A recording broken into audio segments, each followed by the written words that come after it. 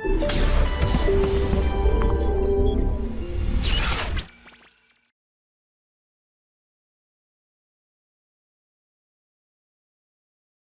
Morning प्यारे बच्चों, कैसे हैं आप सब? अच्छे होंगे, मस्ती कर रहे होंगे, पढ़ाई कर रहे हैं, पढ़ाई कर रहे होंगे, बहुत शानदार बात। तो जैसे कि आपको पता है कि अब जो हम नेक्स्ट चैप्टर स्टार्ट करने जा रहे हैं कोऑर्डिनेट ज्योमेट्री के अंदर, उस चैप्टर का नाम है very very very important chapter and the name of the chapter is circle. क्या नाम है सर चैप्टर का? सर्किल। बहुत सारे बच्चे बहुत फैमिलियर होते हैं सर्किल को लेकर के, बहुत अच्छी फील आती है, क्वेश्चन देख करके लगता है चलो हो जाएगा। जैसे मैंने आपको पहले भी बता रखा है कि कोऑर्डिनेट ज्योमेट्री एक बहुत इजी डोर कहलाता है एंट्रेंस करने के लिए आईआईटी के अंदर। मतलब अगर आप मैथ्स में बात करें कि कौन सा पार्ट आसान होगा क्रैक करना पेपर के अंदर, तो मेरे हिसाब से कोऑर्डिनेट ज्योमेट्री बहुत इजी होता है as compare to the other chapter, जैसा मैं पहले ही बता चुका हूं आपको। दूसरी जो इंपॉर्टेंट चीज है कि अगर सर्किल जैसे चैप्टर की जो हम बात करने जा रहे हैं वो चैप्टर क्या है, कितना इंपॉर्टेंट है, तो वो तो हम लोग पढ़ लेंगे। अभी बात आती है इंपॉर्टेंस की, तो आप इतना श्योर मान के चलिए कि सर्किल चैप्टर का मिनिमम 1 से 2 क्वेश्चन हर पेपर में होता है, दुनिया का कोई भी पेपर हो जिसमें सर्किल एज ए सिलेबस हो। ठीक है, तो इस चीज को आप ध्यान रखते हुए चैप्टर को पढ़ेंगे। तो चलिए पढ़ते हैं चैप्टर को। क्या है, बहुत ही आसान सा चैप्टर है, बहुत स्मार्ट तरीके से अपन वर्कआउट करेंगे, जैसा अपन ने स्ट्रेट लाइन में किया था वैसे हम लोग सर्किल में करने जा रहे हैं। ठीक है, आइए। तो सबसे पहले पॉइंट है कि what is the standard equation format of the circle. इसको स्टैंडर्ड इक्वेशन की जगह पे मतलब आप पर्टिकुलर इक्वेशन बोल सकते हैं, तो होता कुछ नहीं है, एक ऐसे पॉइंट कर लो जिसको मैं पी से रिप्रेजेंट कर रहा हूं, जिसका एक फिक्स पॉइंट से डिस्टेंस हमेशा कांस्टेंट रहे। जैसे मैं एक बैल को खूंटी से बांध दूं और एक रॉड लगा दूं उसके गले में, तो वो बैल जब घूमेगा तो ऐसे ही घूमेगा और लोकस क्या जनरेट करेगा? सर्किल। तो आई am not wasting your time in this particular explanation, तो इसमें मैं आपका टाइम वेस्ट नहीं करता हूं। कैसे कर रहे हैं आइए देखते हैं। तो अगर ये पॉइंट पी मूव करता रहेगा एक कांस्टेंट डिस्टेंस पे सर्किल के इस पॉइंट सी के रिस्पेक्ट में, तो हमेशा एक लोकस जनरेट करेगा जो क्या कहलाएगा? सर्किल। और ये जो फिक्स पॉइंट होता है ये उसका सेंटर होता है, और यहां से फिक्स पॉइंट से वेरिएबल पॉइंट का जो डिस्टेंस होता है वो जो फिक्स डिस्टेंस होता है वो उसकी रेडियस कहलाती है। तो मैंने डिस्टेंस फॉर्मूला लगा दिया Cp = r लिख करके। डिस्टेंस फॉर्मूले का फॉर्मूला लगाया h - a का whole square plus k - b का होल स्क्वायर = r। दोनों साइड की स्क्वायरिंग कर दी तो हमारे पास सर्किल की स्टैंडर्ड इक्वेशन आ गई, x - a का whole square plus y - b का होल स्क्वायर = r²। जहां पे a और b क्या है? तो ये व्यू सर्किल का सेंटर होता है जिसको हम लोग फिक्स पॉइंट बोलते हैं।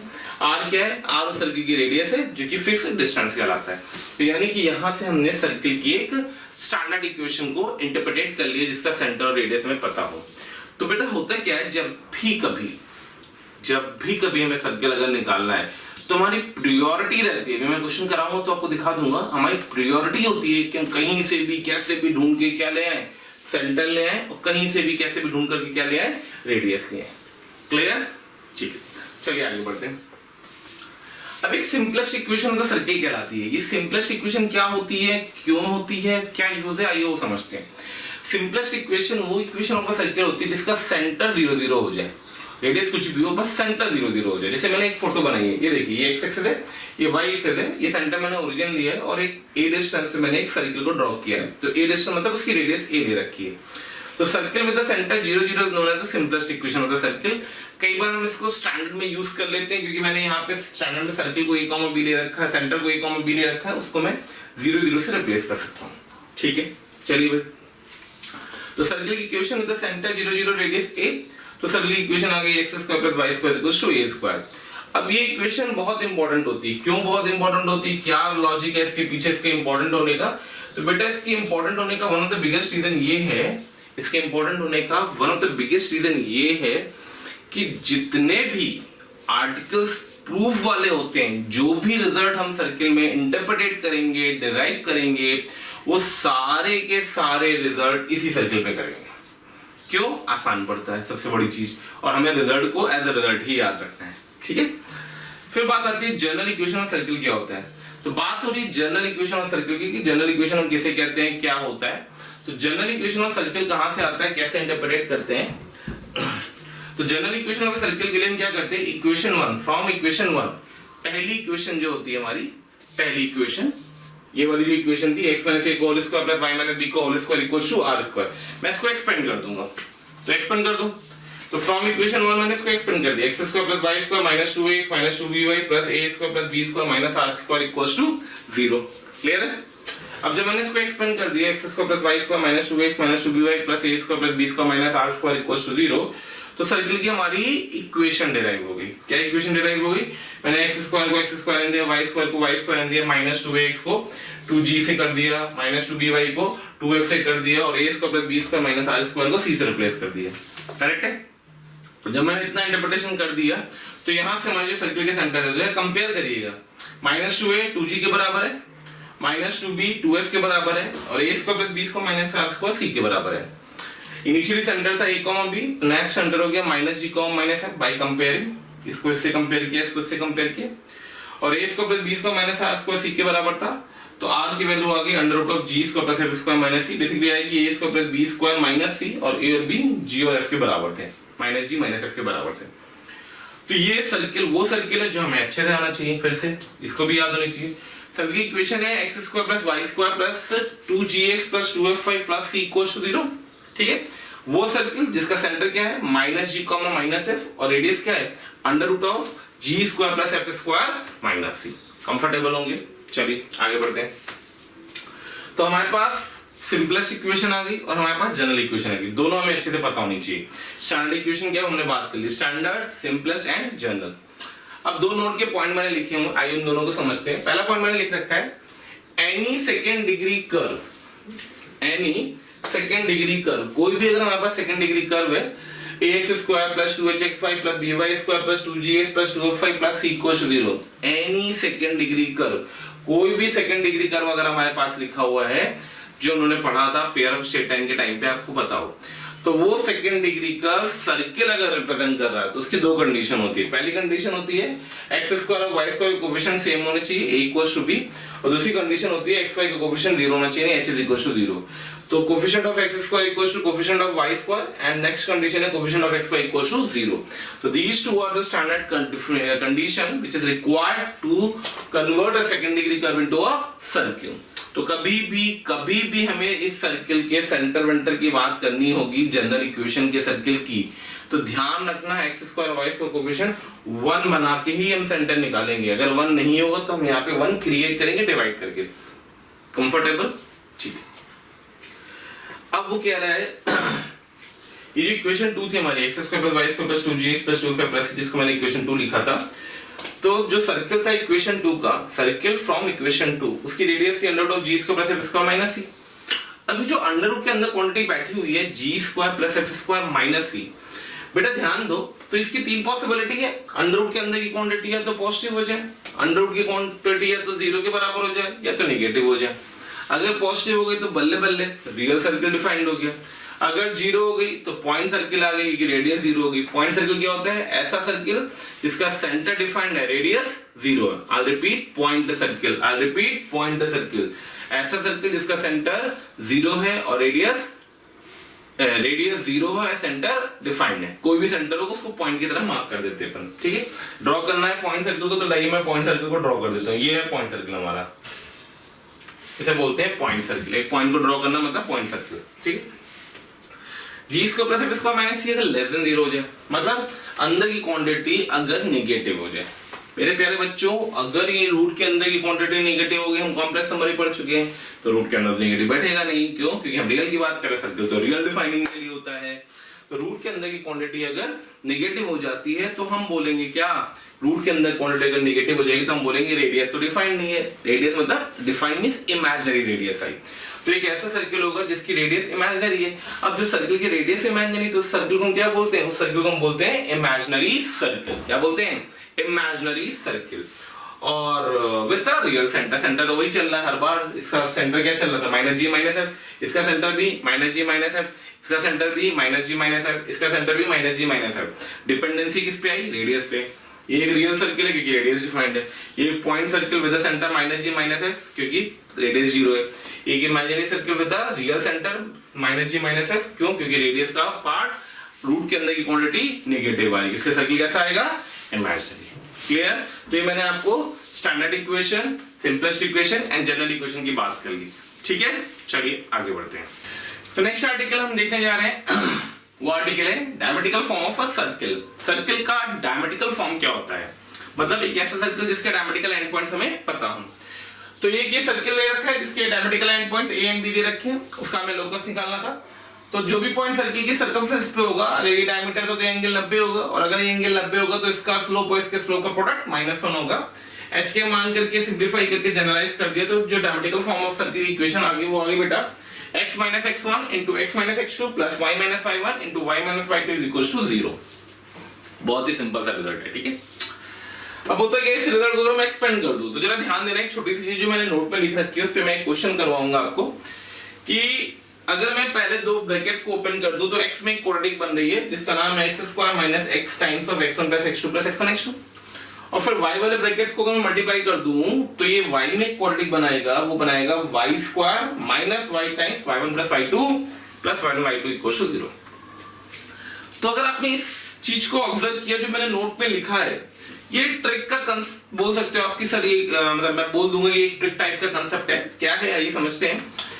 अगर दो क्वाड्रेटिक हमें मिल जाए कहीं से भी, एक x में और एक y में, और उन दो क्वाड्रेटिक को हम ऐड कर दें तो हमारी डायमेट्रिकल फॉर्म ऑफ सर्किल की इक्वेशन आ जाती है। इसमें क्या एडवांटेज होता है, इसमें ये एडवांटेज होता है कि आपको कभी भी ये एंड पॉइंट्स निकालने नहीं पड़ते हैं। आप सीधे दो क्वाड्रेटिक बनाइए और दोनों क्वाड्रेटिक को उठा करके जोड़ दीजिए विद अ कांस्टेंट। कांस्टेंट क्या है कि x² और y² यानी क्वाड्रेटिक का लीडिंग कोएफिशिएंट x² और y² दोनों क्वाड्रेटिक का क्या होना चाहिए 1, जो सर्किल की बेसिक कंडीशन है। क्लियर? कैसे करा जा रहा है ये समझते हैं। तो मैंने आपको एक क्वेश्चन दिया, find the circle with AB as the diameter where A and B are the point of intersection of curve y² = 4x and the line 2x + 3y = 5। ठीक है, तो अगर मैंने इसके सॉल्यूशन की बात करने स्टार्ट करी तो सबसे पहले हमने कर्व की बात करी, y² = 4x पैराबोला कुछ ऐसा बनेगा। ठीक है, जरूरत नहीं कि आप एग्जैक्ट फिगर बनाइए, पर ठीक है हम बना लेते हैं। फिर आपके पास एक लाइन है 2x + 3y = 5, x कुछ आएगा, y कुछ ऐसी लाइन कुछ आएगी, रैंडम फोटो खींची है मैंने, और इन दोनों को डायमीटर मानते हुए, मतलब ये पॉइंट ऑफ इंटरसेक्शन आया a, ये पॉइंट ऑफ इंटरसेक्शन आया a और ये पॉइंट ऑफ इंटरसेक्शन आया B, तो इन दोनों को डायमीटर मानते हुए हमें एक सर्किल ड्रॉ करना, मतलब वो सर्किल कुछ ऐसा जा रहा होगा। तो हमें इस सर्किल की इक्वेशन निकालनी है। अब हम क्या कर रहे हैं, तो अगर हमें डायमेट्रिकल फॉर्म में सर्किल इक्वेशन चाहिए तो हमें A और B की कोऑर्डिनेट चाहिए। अगर हम ये वाला फॉर्मेट यूज करेंगे तो A और B की कोऑर्डिनेट निकालने का मतलब मुझे लाइन को पैराबोला के साथ सॉल्व करना पड़ेगा। तो आइए सॉल्व करते हैं, ठीक है। तो इक्वेशन, इन दोनों इक्वेशन से x को एलिमिनेट कर देते हैं अपन। तो पहली चीज क्या की हमने, एलिमिनेट x। तो जब मैं x को एलिमिनेट करूंगा तो क्या इक्वेशन बन रही है उसको देखते हैं। तो I get the value y² = 4 times of x की वैल्यू यहां से रख देता हूं मैं 5 - 3y/2। ठीक है, थोड़ा सा सिंपलीफाई कर दिया तो ये बन गया y² - +6y - 5 दूनी 10 = 0। इसको एक क्वाड्रेटिक लिख करके छोड़ दिया मैंने। आपको पता है कि इस क्वाड्रेटिक के दो रूट्स होंगे, एक रूट होगा y1 और एक रूट होगा y2। तो एक रूट होगा y1 जो इसका y कोऑर्डिनेट रिप्रेजेंट करेगा, और एक रूट होगा y2 जो इसका y कोऑर्डिनेट रिप्रेजेंट करेगा। इतना समझ में आ गया। Similarly eliminate x। अगर हमने x को y को एलिमिनेट किया, x को एलिमिनेट किया तो हम y को एलिमिनेट कर रहे हैं। तो अगर हम y को एलिमिनेट करेंगे तो what I will get it over there, I will get the value 5 - 2x/3 whole square should be equals to 4x। 5 - 2x/3 का whole square equals to 4x। Open करेंगे तो I get the value 25 minus plus 4x² sorry minus 20x is equals to 36x। थोड़ा सा simplify कर देते हैं तो I get the value 4x² minus 20x और इधर 36x आ जाएगा, तो ये बन जाएगा 56x प्लस का 25 इक्वल्स टू 0। इसको इक्वेशन 2 डाल दिया। ठीक है, अब जो रूल था डायमेट्रिकल फॉर्म में अभी मैंने नोट में लिख रखा है, आपको दिख रहा होगा। अपने पास एक x में क्वाड्रेटिक आ गई, एक y में क्वाड्रेटिक आ गई, दोनों को जोड़ दूंगा तो इस सर्किल की इक्वेशन आ जाएगी जो कि डायमेट्रिकल फॉर्म में होगी। लेकिन इस क्वाड्रेटिक को इस क्वाड्रेटिक के साथ जोड़ने से पहले हमें यह ध्यान रखना है कि दोनों की लीडिंग कोएफिशिएंट क्या होने चाहिए 1। इसका लीडिंग कोएफिशिएंट 1 है, इसका 4 है, तो इसको 1 बना लेंगे 4 से डिवाइड करके। तो जो हमारी सर्किल की इक्वेशन आ जाएगी वो क्या आ जाएगी, x की क्वाड्रेटिक लिखिए, तो x की क्वाड्रेटिक आ जाएगी एक्स स्क्वायर माइनस 56 से डिवाइड किया 14 x 4 से डिवाइड किया प्लस का 25/4, ये हमारी x की क्वाड्रेटिक हो गई। इसमें जोड़ दो y की क्वाड्रेटिक को, y की क्वाड्रेटिक क्या है हमारे पास, y square plus 6y minus 10 equals to 0। तो ये जो सर्किल आया, ये सर्किल हमारा वो सर्किल आ गया जिसके लिए ए बी किसका काम कर रहा था, डायमीटर का। कंफर्टेबल, क्लियर है क्या कंसेप्ट हुआ, किस तरीके से मैनिपुलेशन की। दिस इज द एडवांटेज कि हमें पॉइंट्स को सॉल्व नहीं करना पड़ा। अल्टीमेटली हमें दिख ही रहा है, फॉर्मेट दिया होगा, ऑप्शन दिया होगा, हमें ऑप्शन चेक करना होगा, ठीक है। तो कई बार ऐसा होता है कि हम यहीं से ऑप्शन को चेक करके बिना जोड़े, जैसे यहाँ पे y का कोफिशिएंट 6 दिख गया, यहाँ पे x का कोफिशिएंट 14 दिख गया, चेक कर लो ऑप्शन में कौन है, 14 और 6 बैठा हुआ है, खत्म। अब अगर 2 में बैठा होगा तो फिर आपको कांस्टेंट भी निकालना पड़ेगा, अगर 1 में बैठा होगा तो अपना काम वहीं पे खत्म हो जाएगा। तो ये छोटी सी ट्रिक है, ध्यान रखना, बहुत काम आएगी, ठीक है। चलिए आगे बढ़ते हैं। ओके, तो मेरे प्यारे बच्चों, the next article which we covered is intercept made by a circle। याद होगा हम लोगों ने स्ट्रेट लाइन में पढ़ा था लाइन के इंटरसेप्ट, एक्स इंटरसेप्ट और वाई इंटरसेप्ट।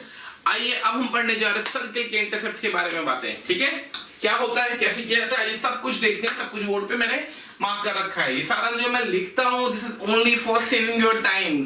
क्यों, क्योंकि हम लोग क्रैश कोर्स पढ़ रहे हैं, क्रैश कोर्स के अंदर आपकी स्पीड बहुत फास्ट होनी चाहिए, तो इसलिए उन सारी चीजों को ध्यान रखते हुए मैंने एक जनरल सर्किल ले रखा है, X square plus Y square plus 2gx plus 2fy plus c equal to 0। इस सर्किल की फोटो कुछ इस हिसाब से बनाई है। तो इस सर्किल ने जहां पे x को काटा है, x एक्सिस को काटा है, वो पॉइंट है a और b। तो a और b के बीच का ये जो डिस्टेंस होता है इसको हम लोग बोलते हैं x intercept of the circle. Similarly इस सर्किल ने y एक्सिस को c और d पे काटा है, y एक्सिस को c और d पे काटा है, तो जो c से d तक का डिस्टेंस है ये कहलाता है हमारा क्या, y इंटरसेप्ट। तो a से b का डिस्टेंस x इंटरसेप्ट और c से d का डिस्टेंस y इंटरसेप्ट कहलाता है। a के कोऑर्डिनेट लेट अस अज्यूम मैंने मान रखे थे x1, 0, b के कोऑर्डिनेट लेट अस अज्यूम मैंने मान रखे थे x2, 0। तो मेरे प्यारे बच्चों फटाफट बताइए a और b कैसे निकालेंगे, यानी मुझे इस सर्किल के x इंटरसेप्ट के दोनों कोऑर्डिनेट चाहिए आपसे, बोलिए। बहुत शानदार बात, कई लोगों ने सोच लिया, बहुत अच्छा सा रिस्पॉन्स दिया। अगर कभी भी हमें एक्स एक्सिस पे कोई पॉइंट कैलकुलेट करना है किसी भी कर्व का, तो हमें y कोऑर्डिनेट उस कर्व की इक्वेशन में y की वैल्यू क्या पुट करना पड़ेगा, 0। The same thing I am doing over here, for x intercept put y equals to 0। तो जैसे मैंने सर्किल इक्वेशन में y 0 पुट किया, x में क्वाड्रेटिक मिल गई, x की क्वाड्रेटिक आ गई x square plus 2gx plus c equals to 0, x square plus 2gx plus c equals to 0, जिसके दो रूट्स होंगे, पहला रूट होगा x1, दूसरा रूट होगा x2, पहला रूट होगा x1, दूसरा रूट होगा x2। जब हमें दो रूट मिल गए तो हमें इन दोनों के बीच का डिस्टेंस चाहिए, मतलब बेसिकली ए बी डिस्टेंस चाहिए, जो कि एक्स इंटरसेप्ट कहलाता है सर्किल का। तो ए बी का मतलब हो गया मॉडुलस ऑफ इन दोनों के बीच का डिस्टेंस, तो modulus of x2 minus x1। x2 minus x1 का फॉर्मूला होता है, क्या फॉर्मूला होता है फटाफट बताइए। वेरी गुड, तो x2 माइनस x1 का फॉर्मूला होता है under root of x1 plus x2 का whole square minus 4x1 x2। सब कुछ मैंने लिख रखा है बोर्ड पे, 4x1 x2, 4 माइनस का 4x1 x2, 4x1 और x2, करेक्ट है, अंडर रूट के अंदर। बस तो यहां से सम ऑफ रूट निकाला, 2g आएगा, माइनस का 2g आएगा, प्रोडक्ट रूट निकाला, c आएगा, पुट कर दिया, फॉर्मूला बन गया x इंटरसेप्ट का 2 times under root of g square minus c, 2 times under root of g square minus c। तो this is the formula for the x intercept of a circle. Similarly y intercept का हमें calculate करना होगा, तो जैसे मैंने आपको बताया x कोऑर्डिनेट के पॉइंट निकालने के लिए y को 0 पुट करो, वैसे y कोऑर्डिनेट के पॉइंट निकालने के लिए x को 0 पुट कर दो। तो जैसे ही आप सर्किल इक्वेशन में x को 0 पुट करेंगे, आपके पास y में कोऑर्डिनेट मिलेगी जिसके दो रूट आएंगे, y1 y2, वापस से यही फॉर्मूला यूज हुआ, तो यहां से y इंटरसेप्ट की वैल्यू आ गई 2 times under root of x square minus c। याद रखना, बहुत इंपॉर्टेंट है, इंपॉर्टेंट चीज है, केयरफुली ध्यान रखना, मैं खुद ही लिख दे रहा हूं, स्टार लगा दे रहा हूं। तो x इंटरसेप्ट का फॉर्मूला आ गया 2 times under root of g square minus c, y intercept का फॉर्मूला आ गया 2 times under root of f square minus c। आइए मेरे प्यारे बच्चों आगे बढ़ते हैं। अब बात शुरू होती है कि अगर सर्किल के हमें इंटरसेप्ट के बारे में बात कर ली, तो सर्किल की कुछ फोटोओं के बारे में बात करते हैं। कैसे बात करते हैं वो देखिए। अगर x इंटरसेप्ट हमें पता है, तो यानी कि हमें 2 times under root of g square minus c पता है, फिर से अंडर रूट लग गया, तो रूट के अंदर की क्वांटिटी आ गई। अब रूट के अंदर की क्वांटिटी की फिर से 3 फोटो आएंगी, या तो ये पॉजिटिव हो, या तो ये 0 हो, या तो ये नेगेटिव हो। अगर ये पॉजिटिव था तो यानी रियल एक्स इंटरसेप्ट आएगा, तो सर्किल कुछ ऐसा दिखेगा आपको काटता हुआ, इधर दिख सकता है, नीचे दिख सकता है, इधर इधर कहीं भी दिख सकता है, इट ऑल डिपेंड्स, ठीक है।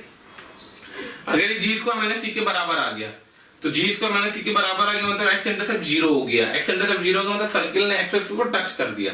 अब सर्किल ने अगर एक्स एक्सिस को टच कर दिया, सर्किल ने अगर एक्स एक्सिस को टच कर दिया, तो जो सर्किल का सेंटर था उसका एक कोऑर्डिनेट हमेशा रेडियस के बराबर होगा, वो होगा Y coordinate. X intercept 0 centre का वाई कोऑर्डिनेट आर के बराबर, एक्स इंटरसेप्ट 0 सेंटर का वाई कोऑर्डिनेट आर के बराबर। सर्किल ने एक्सिस को टच किया, सर्किल ने एक्सिस को टच किया, सेंटर का वाई कोऑर्डिनेट आर के बराबर। एक्सिस को टच करेगा तो वाई कोऑर्डिनेट आर, वाई को टच करेगा तो एक्स कोऑर्डिनेट आर, वो आगे अपन भी बात करेंगे। और अगर एक्सिस जी स्क्वायर माइनस सी लेस देन 0 होगा तो कॉमन सी बात है रियल इंटरसेप्ट एग्जिस्ट नहीं करेगा, तो ना तो सर्किल काटेगा ही नहीं। सर्किल एक्सिस को काटेगा नहीं, मतलब सर्किल हमेशा एक्सिस के ऊपर या नीचे रहेगा। मैंने एक फोटो बनाई, ऊपर वाली नीचे भी हो सकता है, चारों कोऑर्डिनेट में कहीं भी हो सकता है वो।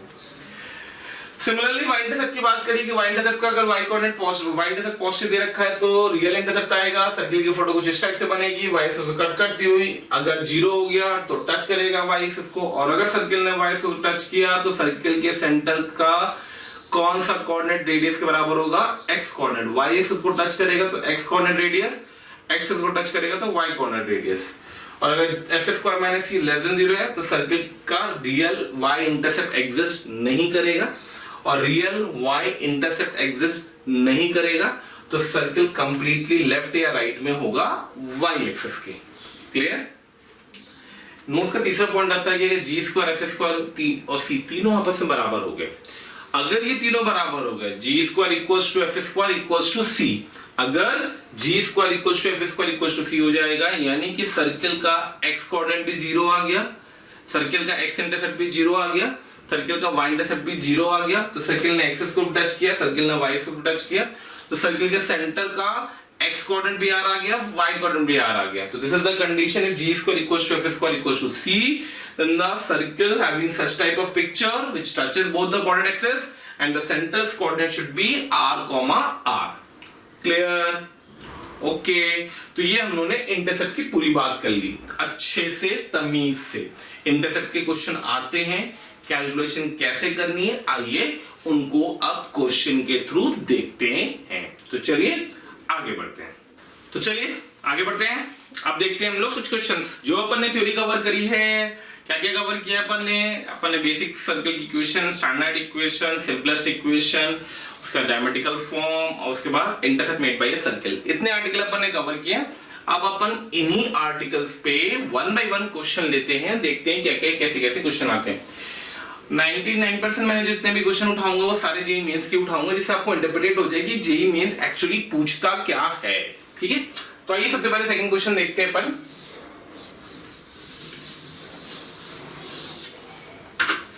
सेकंड क्वेश्चन आपसे क्या कह रहा है, क्वेश्चन नंबर 2। अब आप सोचोगे सर सेकंड कहां था, पहला कब आया था? अरे अभी तो करवाया था डायमेट्रिकल फॉर्म में एक क्वेश्चन। तो डायमेट्रिकल फॉर्म में वाला जो क्वेश्चन था क्वेश्चन नंबर 1 था। तो उसने बोला है circle touching the X axis at 3,0 and making intercept of the length 8 on Y axis. ठीक है, एक सर्किल था, फोटो खींचो फटाफट। एक सर्किल था, टच कर रहा था एक्स एक्सिस को एट 3,0 मतलब यहां पे टच कर रहा था, and making intercept of length 8 on Y axis. Intercept काट रहा है 8 यूनिट का। तो एक फोटो तो ये पॉसिबल थी कि सर्किल ऐसा बन जाता, यहाँ पे टच करता और ये 8 यूनिट का काट रहा होता, करेक्ट है। और एक पॉसिबिलिटी ऐसी भी थी,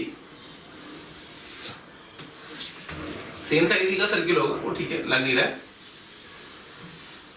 ऐसा बनेगा। ठीक है, तो इधर का सर्किल है दिस वन, इधर का सर्किल है दिस वन, ये भी 8 यूनिट का होगा और ये भी 8 यूनिट का होगा, 3,0। तो उसने पूछा था सर्किल का क्या बताना था, इक्वेशन बताने अपने को। 2 सर्किल पॉसिबल होंगे, आइए कैलकुलेशन देखिए। सर्किल यहाँ पे टच कर रहा है, इसको इससे ज्वाइन कराया, इसको इससे ज्वाइन कराया, ये रेडियस होगी और ये भी रेडियस होगी। ठीक है, सेम नीचे आ जाएगा। तो अपन ने क्या किया, सर्किल के सेंटर को सी मान लिया। तो सी के कोऑर्डिनेट आ जाएंगे अपने पास h, r। h का डिस्टेंस हमें पता है कितना है, 3, तो ये 3, r आ गया। टच कर रहा है, और अगर टच कर रहा है तो रेडियस r के बराबर होगी। 3 डिस्टेंस दे रखा तो ये भी 3 होगा, तो 3, r सेंटर आ गया। अब ये जो डिस्टेंस होगा ये 4 होगा, ये डिस्टेंस 3 है, ये डिस्टेंस r था, तो डेफिनेटली पाइथागोरस लगाओगे तो r की वैल्यू 5 आ जाएगी। अब सर्कल का सेंटर आ गया, सर्कल की रेडियस आ गई 3, r ऊपर होगा, 3, -r नीचे होगा। तो जो पहला वाला सर्किल अगर मैं इसको S1 लिख दूं बेटा, तो पहले वाले सर्किल का सेंटर हो गया 3, 5 और रेडियस 5। ये सर्किल की इक्वेशन आ गई x -3। मैंने बोला था ना सर्किल निकालने के लिए हमारी प्रायोरिटी हम क्या ढूंढ लें, हम सेंटर ढूंढ लें और हम रेडियस ढूंढ लें। तो x -3 का होल स्क्वायर प्लस y -5 का whole square equals to 5 square. तो पहला सर्किल तो ये बन गया, क्यों? क्योंकि सेंटर था 3, 5 और रेडियस थी 5। जब हम दूसरे सर्किल पे जाएंगे बेटा S2 सर्किल पे, तो नीचे वाला सर्किल होगा। अब जब नीचे वाला सर्किल आएगा तो पिक्चर में जो सेंटर आ जाएगा, लेट अस इसको C2 लिख देता हूं, इसको C1, ये C1, तो यहाँ से जो C2 आ जाएगा वो आ जाएगा 3, -5, क्योंकि रेडियस ऑलरेडी हम 5 निकाल चुके थे। तो यहाँ से सर्किल की इक्वेशन आ जाएगी x -3 का होल स्क्वायर प्लस y + 5 का whole square should be equals to 5 square. मेरे प्यारे बच्चों, छोटी छोटी चीजें ध्यान रखना। ये क्वेश्चन एक्चुअली में था कि उसने फिर आपको 4 ऑप्शन में 4 पॉइंट दिए थे और पूछा था कौन सा पॉइंट इन सर्किल को सेटिस्फाई करेगा। तो क्या करना है इसी सर्किल की इक्वेशंस में, ये नहीं कि बैठ करके इसको ओपन कर रहे हैं, जनरल इक्वेशन में कन्वर्ट कर, कुछ भी नहीं करना है। जैसे लिखा है वैसे आप सीधे ऑप्शन को चेक कर ले। कंफर्टेबल? तो एक सिंपल सा मैंने इंटरसेप्ट फॉर्म में क्वेश्चन दिया है। ठीक है, चलिए आगे बढ़ते हैं। नेक्स्ट क्वेश्चन हमारे पास है क्वेश्चन नंबर 3। तो आइए क्वेश्चन नंबर 3 देखते हैं। क्वेश्चन नंबर 3 क्या कह रहा है आपसे? क्वेश्चन नंबर 3 आपसे कह रहा है circle cuts a cord of length 4a on x axis. A circle cuts, जैसे ऐसे कह रहा है बनाते हैं, एक सर्किल ऐसा चाहिए मुझे जो काटे 4a length on x axis and passes the point on y axis at a distance of 2b from origin। 4a काटे और 2b पास है। 4a इधर भी हो सकता है, 4a इधर भी हो सकता है, 2b इधर भी हो सकता है, 2b इधर भी हो सकता है। तो इससे पास करे और 4a का डिस्टेंस काटे। थोड़ा सा रैंडम फिगर बना रहा हूं। आप सोचोगे सर 4a पे आपने टच क्यों नहीं करा दिया? ऐसा जरूरी नहीं है कि 4a पे तो काटेगा यहां से यहां तक। अब जो सर्किल की सूरत है कैसे बन सकती है, तो मैंने ये सर्किल की सूरत बना दी। ये वन ऑफ द सूरत है, वन ऑफ द फोटो है। जरूरी नहीं सर्किल ऐसे ही हो। तो मैंने क्या किया, कुछ नहीं किया, उसने बोल रखा ये 4a लेंथ है, तो यहां से यहां तक की लेंथ तो 4a थी। तेरा कैलकुलेशन देखते हैं ना, ये लेंथ 2b थी, तो मान लिया इसकी कोऑर्डिनेट थे 0, 2b। इससे ये पास कर रहा था, तो हमें इस सर्किल की इक्वेशन चाहिए। क्या चाहिए? लोकस चाहिए सेंटर का। ठीक है भाई, फिर से पढ़ लेते क्वेश्चन। उसे बोला एक सर्किल था, chord of length 4a, correct है, on x axis and passes through a point on y axis पे एक पॉइंट है 0, 2b जिससे वो पास कर रहा है at a distance of 2b from origin। find the locus of the center of the circle। Centre का लोकस निकालना है। तो मैंने मान लिया लोकस सेंटर का h, k था, जिसका लोकस चाहिए तो क्या मानते हैं? h, k मानते हैं। क्या मानते हैं? h, k मानते हैं। भैया सोचिए। तो ठीक है, चलो ये h, k था, ये r मान ली रेडियस थी इसकी, तो ये डिस्टेंस आ जाएगा 2a और ये डिस्टेंस आ जाएगा k। करेक्ट है? ओके, इधर आ जाओ। आपको पता है ये भी कॉर्ड बाइसेक्ट करेगी इसको। ठीक है, तो ये 2b था और यहां से यहां तक का डिस्टेंस भी r होगा और ये डिस्टेंस h होगा और यहां से यहां तक का डिस्टेंस होगा 2b - k के बराबर। ठीक है, तो ये डिस्टेंस है 2b - k, ये है h, ये है r, ये है r, ये है k, ये है 2। दोनों से आपको एलिमिनेट कर दो क्योंकि h, k का लोकस चाहिए। लोकस निकालने के लिए 3 वेरिएबल अपन ने अज्यूम कर रखे h, k और r। लोकस किसका चाहिए? h और k का। तो किसको एलिमिनेट करोगे? r को। तो r को एलिमिनेट कर देते हैं। तो नीचे वाली इक्वेशन से r की वैल्यू आएगी 2a का square, r square equal to लिख देता हूं, प्लस का k स्क्वायर और ऊपर से आएगी r square equal to h square plus का 2b - k का होल स्क्वायर। सारे ब्रैकेट ओपन कर दो, total get it over there, generalise कर दो। तो x स्क्वायर k स्क्वायर से k स्क्वायर कट जाएगा, माइनस का 2by प्लस का 4b square minus 4a square equals to 0। तो ये हमारा लोकस निकल के आ गया। क्या है ये लोकस? x स्क्वायर है, y मतलब पैराबोला है। क्या है? पैराबोला है। तो locus of the centre should become out to be parabola. बेटा एक बहुत इंपॉर्टेंट कांसेप्ट होता है, इसके भी ऑप्शन दिए हुए थे, circle, parabola, ellipse and hyperbola. मैं आपको बता ही देता हूँ क्या क्या ऑप्शन दिए हुए थे। उसने ऑप्शन में दे रखा है an ellipse, a parabola, a straight line and a hyperbola. तो उसने सारे ऑप्शन दिए, मैं ऑप्शन नहीं लिखता हूँ, टाइम बचाता हूँ इसलिए। तो याद रखना, कई बार ऐसा होता है कि हम इक्वेशन से इंटरप्रेट करते हैं, कई बार होता है हमें डेफिनेशन से इंटरप्रेट करना पड़ता है, तो ये हमारी डिपेंडेंसी होती है। ठीक है, चलिए आगे बढ़ते हैं क्वेश्चन नंबर 4 की तरफ। तो आइए क्वेश्चन नंबर 4 देखते हैं। ठीक है, if a circle of radius r passes through O and intersect the coordinate axes at A and B, find the locus of the foot of perpendicular from O on AB। ठीक है, तो एक circle था, origin से पास कर रहा था, x axis को A पे और वाई एक्सिस को B पे कट कर रहा था। ठीक है, उससे ओरिजिन से परपेंडिकुलर ड्रॉप किया गया OP, तो हमें P का क्या चाहिए, लोकस चाहिए। आपको दिख रहा है सर्किल था, ये 90 डिग्री डेफिनेटली डायमीटर होगा। सर्किल की रेडियस उसने दे रखी कितनी, r के बराबर, तो सर्किल का डायमीटर कितना हो गया 2r के बराबर, तो AB इक्वल टू 2r आ गया। अब हमारा मोटो क्या है, क्या कैलकुलेशन है वो समझते हैं। अगर मैं आपको ये लाइन की इक्वेशन दे दूं तो आप मुझे A और B की कोऑर्डिनेट दे देंगे। अब अगर A और B के कोऑर्डिनेट आ जाएंगे तो हम उनके बीच में डिस्टेंस फॉर्मूला लगा के 2r के बराबर करके लोकस निकाल देंगे। जैसा मैं आपको बता चुका हूं, ये मेंस का क्वेश्चन है, तो कृपया अपनी स्पीड और कैलकुलेशन के तरीके दोनों पे फोकस करिएगा। तो सबसे पहले हमें AB की इक्वेशन चाहिए। AB की इक्वेशन निकालने के लिए हमें पॉइंट एंड स्लोप चाहिए होता है। ठीक है, पॉइंट उसने दे रखा है h कॉमा के, स्लोप हमें निकालना था। तो AB का स्लोप OP के परपेंडिकुलर होने की वजह से जो OP का स्लोप होगा उसका माइनस का रेसिप्रोकल होगा। OP का स्लोप होगा k by h, तो AB का स्लोप हो जाएगा माइनस h by k। तो मैंने AB की इक्वेशन लिख दी y minus k equal to minus h by k x minus h। अब मुझे A के कोऑर्डिनेट चाहिए जिसका y कोऑर्डिनेट 0 है, मुझे B की कोऑर्डिनेट चाहिए जिसका x कोऑर्डिनेट 0। दोनों को 0 पुट करके h और k के कोऑर्डिनेट निकाल, A और B की कोऑर्डिनेट निकाल ली।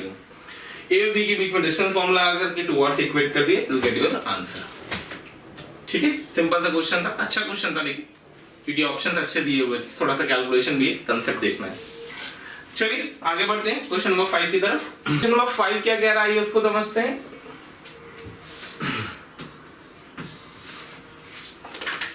क्वेश्चन नंबर 5 कह रहा है square in the is inscribed in a circle of, circle दे रखा उसने x square plus y square minus 6x plus 8y minus 103। तो अगर सर्किल के सेंटर में आपसे डिमांड करूंगा तो आप आंसर दोगे 3 माइनस 4, और अगर मैं रेडियस की डिमांड करूंगा तो आप आंसर दोगे 9 प्लस 16 प्लस 103। तो ये बन जाएगा तुम्हारा 16 9 25 और 25 और 103, तो 128। 128 का मतलब हुआ 128 का मतलब हुआ, तो ये बन गया अंडर रूट ऑफ 128। 128 मतलब हुआ 4 जाएगा, बिल्कुल जाएगा, 3 आएगा और 2 आएगा 32, रूट 32 आएगा, 2 बाहर आएगा 16 आएगा, 16 अच्छा 28 है, 128 है ना, 2 की पावर में जाएगा ये, तो ये बनेगा 8 रूट 2। कितना बनेगा 8 रूट 2। ठीक है, तो सर्किल का सेंटर आ गया, सर्किल की रेडियस आ गई। जब मैं सर्किल की फोटो बनाना चाहूँ तो सर्किल की फोटो बना सकता था। तो सर्किल का सेंटर है 3 माइनस 4, 1 2 3 1 2 3 4, 3 माइनस 4, और रेडियस है 8 रूट 2, तो रेडियस है 8 रूट 2, तो 3 और 6 8 यहाँ तक जाएगा, 4 और यहाँ तक जाएगा, कुछ ऐसा आएगा सर्किल। काफी बड़ा सर्किल बन रहा है, तो इंस्टेड ऑफ कि मैं बड़ा सर्किल बनाऊं, बेटर है कि मैं इसको थोड़ा सा छोटा बना के इंटरप्रेट कर लेता हूं सिर्फ। ठीक, तो ये सर्किल कुछ ऐसा बनेगा, मान लेना सेंटर ये था। ठीक है, तो इसके अंदर एक स्क्वायर इंस्क्राइब्ड है जो parallel to the coordinate axis है, तो वो स्क्वायर कुछ इस टाइप से बना होगा, मान लेना सेंटर यहाँ नहीं था। ठीक है, तो ये वो स्क्वायर है, इसकी कोऑर्डिनेट है A, B, C और D। उसने पूछा इन चारों में कौन सा वर्टेक्स है जो सबसे नियरेस्ट है, find the distance of vertex of the square which is nearest to the origin. Origin की नियरेस्ट है, तो फोटो से मत देखना कि ये है या ये है, मैंने इसीलिए फोटो में चारों डिस्टेंसेस को बराबर दिखाया है आपको। आप एग्जैक्ट फिगर बनाएंगे तो थोड़ा बहुत आइडिया लगा भी सकते हैं, बट क्योंकि हम एग्जैक्ट फिगर बनाने की सिचुएशन में नहीं है, अगर मान लो पेपर टाइम में, क्योंकि रेडियस बहुत सुंदर नहीं आई है। अगर रेडियस सुंदर आई होती तो मैं बस सोचता भी, रेडियस सुंदर नहीं आई है तो मैं बिल्कुल नहीं सोचूंगा क्या एग्जैक्ट फिगर बनेगा या नहीं बनेगा, बिल्कुल भी नहीं सोचेंगे हम पूरा फिगर बना के मैनिपुलेट करने जा रहे हैं। ठीक है, तो ये हमारा कंसेप्ट हो गया। अब आइए इसकी कैलकुलेशन देखते हैं। ठीक है, किस तरीके से इसको हम कैलकुलेट कर रहे हैं, आइए। तो भाई बात शुरू होती है कि हम कैसे डिस्टेंस निकालेंगे ओरिजिन से। तो उसके लिए हमें कुछ नहीं करना है, हमें A, B, C और D के कोऑर्डिनेट निकालने हैं। देखिए इसका फंडा क्या होगा वो समझिए। इसको इसके पैरेलल लाइन ड्रॉ कर दो, इसको इससे ज्वाइन कर दो, ऐसे इसको इससे ज्वाइन कर दो, इसको इससे ज्वाइन कर दो, इसको इससे ज्वाइन कर दो, ठीक है, कोऑर्डिनेट्स इसका पैरेलल। तो ये एंगल डेफिनेटली 45 होगा। तो इसकी पैरामेट्रिक कोऑर्डिनेट लिख दो। जैसे मैं बी का लिखना चाहता हूं तो रेडियस हमें पता है इसकी 8√2, तो हम क्या करेंगे, एबीसीडी चारों के पैरामेट्रिक कोऑर्डिनेट लिख रहे हैं। तो ये हमारा सेंटर है सी, सी से इतने डिस्टेंस पे बी के कोऑर्डिनेट लिखने हैं हमें। तो बी के कोऑर्डिनेट क्या होंगे बेटा, बी के कोऑर्डिनेट, लेट अस मैं बी लिखना चाहता हूं अकॉर्डिंग टू दिस फोटो। तो 45 डिग्री पे सी से 8√2 डिस्टेंस पे, तो 3 plus 8√2 cos 45 1/√2 comma minus 4 plus 8√2 sin 45 1/√2 चलेगा। तो एक तो ऊपर चला गया। अब अगर मुझे इसी से इतने ही एंगल पे नीचे आना है, ऐसे इधर जाना है, ऐसे इधर जाना है, तो हमको इस तरीके से चारों कोऑर्डिनेट निकालने होंगे ए बी सी डी, इसी तरीके से। तो बी को अगर मैं सॉल्व करूंगा तो बी सॉल्व करके आएगा √2 कटा √2 कटा 8 3 11 और 8 में से 4 गए 4, तो 11,4 आ गया। ओबी का अगर मैं डिस्टेंस निकालूंगा ओ से बी का, तो 121 प्लस 16 अल्टीमेटली आ गया 137। ऐसे ही आपको सी निकालना होगा, ऐसे ही आपको डी निकालना होगा, ऐसे ही आपको ए निकालना होगा पैरामेट्रिकली यूज करके, और ऐसे ही आपको डिस्टेंसेस निकालने होंगे, ओसी निकालना होगा, ओडी निकालना होगा और ओए निकालना होगा। इन सब में जो सबसे लीस्ट डिस्टेंस पे होगा वो आपको चेक करना होगा। कैलकुलेशन वाला पार्ट है, तरीका मैंने आपको बता दिया। तो करेक्ट आंसर आता है, वो आता है आंसर √41। चलिए आगे बढ़ते हैं। तो मेरे प्यारे बच्चों खचाखच फटाफट दिमाग चलाएं और नेक्स्ट आर्टिकल की तरफ मूव करते हैं। तो let's see what is the next article. Okay, the next article is position of a point with respect to a circle. किसी सर्कल के रिस्पेक्ट में एक पॉइंट की क्या पोजीशन हो सकती है उसके बारे में बात करना है हमें, कि वो पॉइंट सर्कल के बाहर है, सर्कल पर है या सर्कल के अंदर है। तो कैसे इंटरप्रेट किया जाता है उसको देखते हैं। मैंने एक सर्कल ले रखा है, सर्कल की इक्वेशन है x square plus y square minus r square equals to 0. Okay, what is the center? 0 0. What is the radius? r. बहुत शानदार। एक पॉइंट दिया है, कोऑर्डिनेट ले रखे हैं उसके अल्फा कॉमा बीटा। नाउ सीधा पोजीशन ऑफ अ पॉइंट, मैंने पॉइंट को सर्कल के बाहर ले रखा है, पी पॉइंट को, करेक्ट है। मैंने सर्कल पे एक पॉइंट लिया m, क्यों? क्योंकि मैंने यहां से इस पे परपेंडिकुलर ड्रॉप किया, खटाक। तो ये जो y कोऑर्डिनेट है और p का जो y कोऑर्डिनेट है और m का जो y कोऑर्डिनेट है, इसमें कौन बड़ा है? p का। तो मैंने p के y कोऑर्डिनेट को m के y कोऑर्डिनेट से बढ़ा लिया, दोनों की स्क्वायरिंग कर दी, दोनों में alpha square minus r square add कर दिया। ये जो एक्सप्रेशन बन गई, ये सर्कल के अदर पॉइंट p पे एक्सप्रेशन बन गई। ये जो एक्सप्रेशन बन गई, ये सर्कल के अदर पॉइंट m पे एक्सप्रेशन बन गई। अब m पॉइंट क्योंकि सर्कल पे था तो इसको 0 बना देगा और s ऑफ p रहेगा। यानी कि अगर p पॉइंट आउटसाइड था तो s ऑफ p पॉजिटिव था, तो जस्ट उसका उल्टा, अगर p इनसाइड था तो s ऑफ p नेगेटिव होगा, और p अगर सर्कल पर बैठा है तो s ऑफ p 0 होगा। यानी कि कोई पॉइंट अगर आउटसाइड है, करेक्ट है, तो p point s of p क्या होना चाहिए? Greater than 0। अगर कोई पॉइंट सर्कल पर है तो s ऑफ p क्या होना चाहिए? 0 के बराबर। और अगर कोई पॉइंट अंदर है तो s ऑफ p क्या होना चाहिए? लेस देन 0 के बराबर।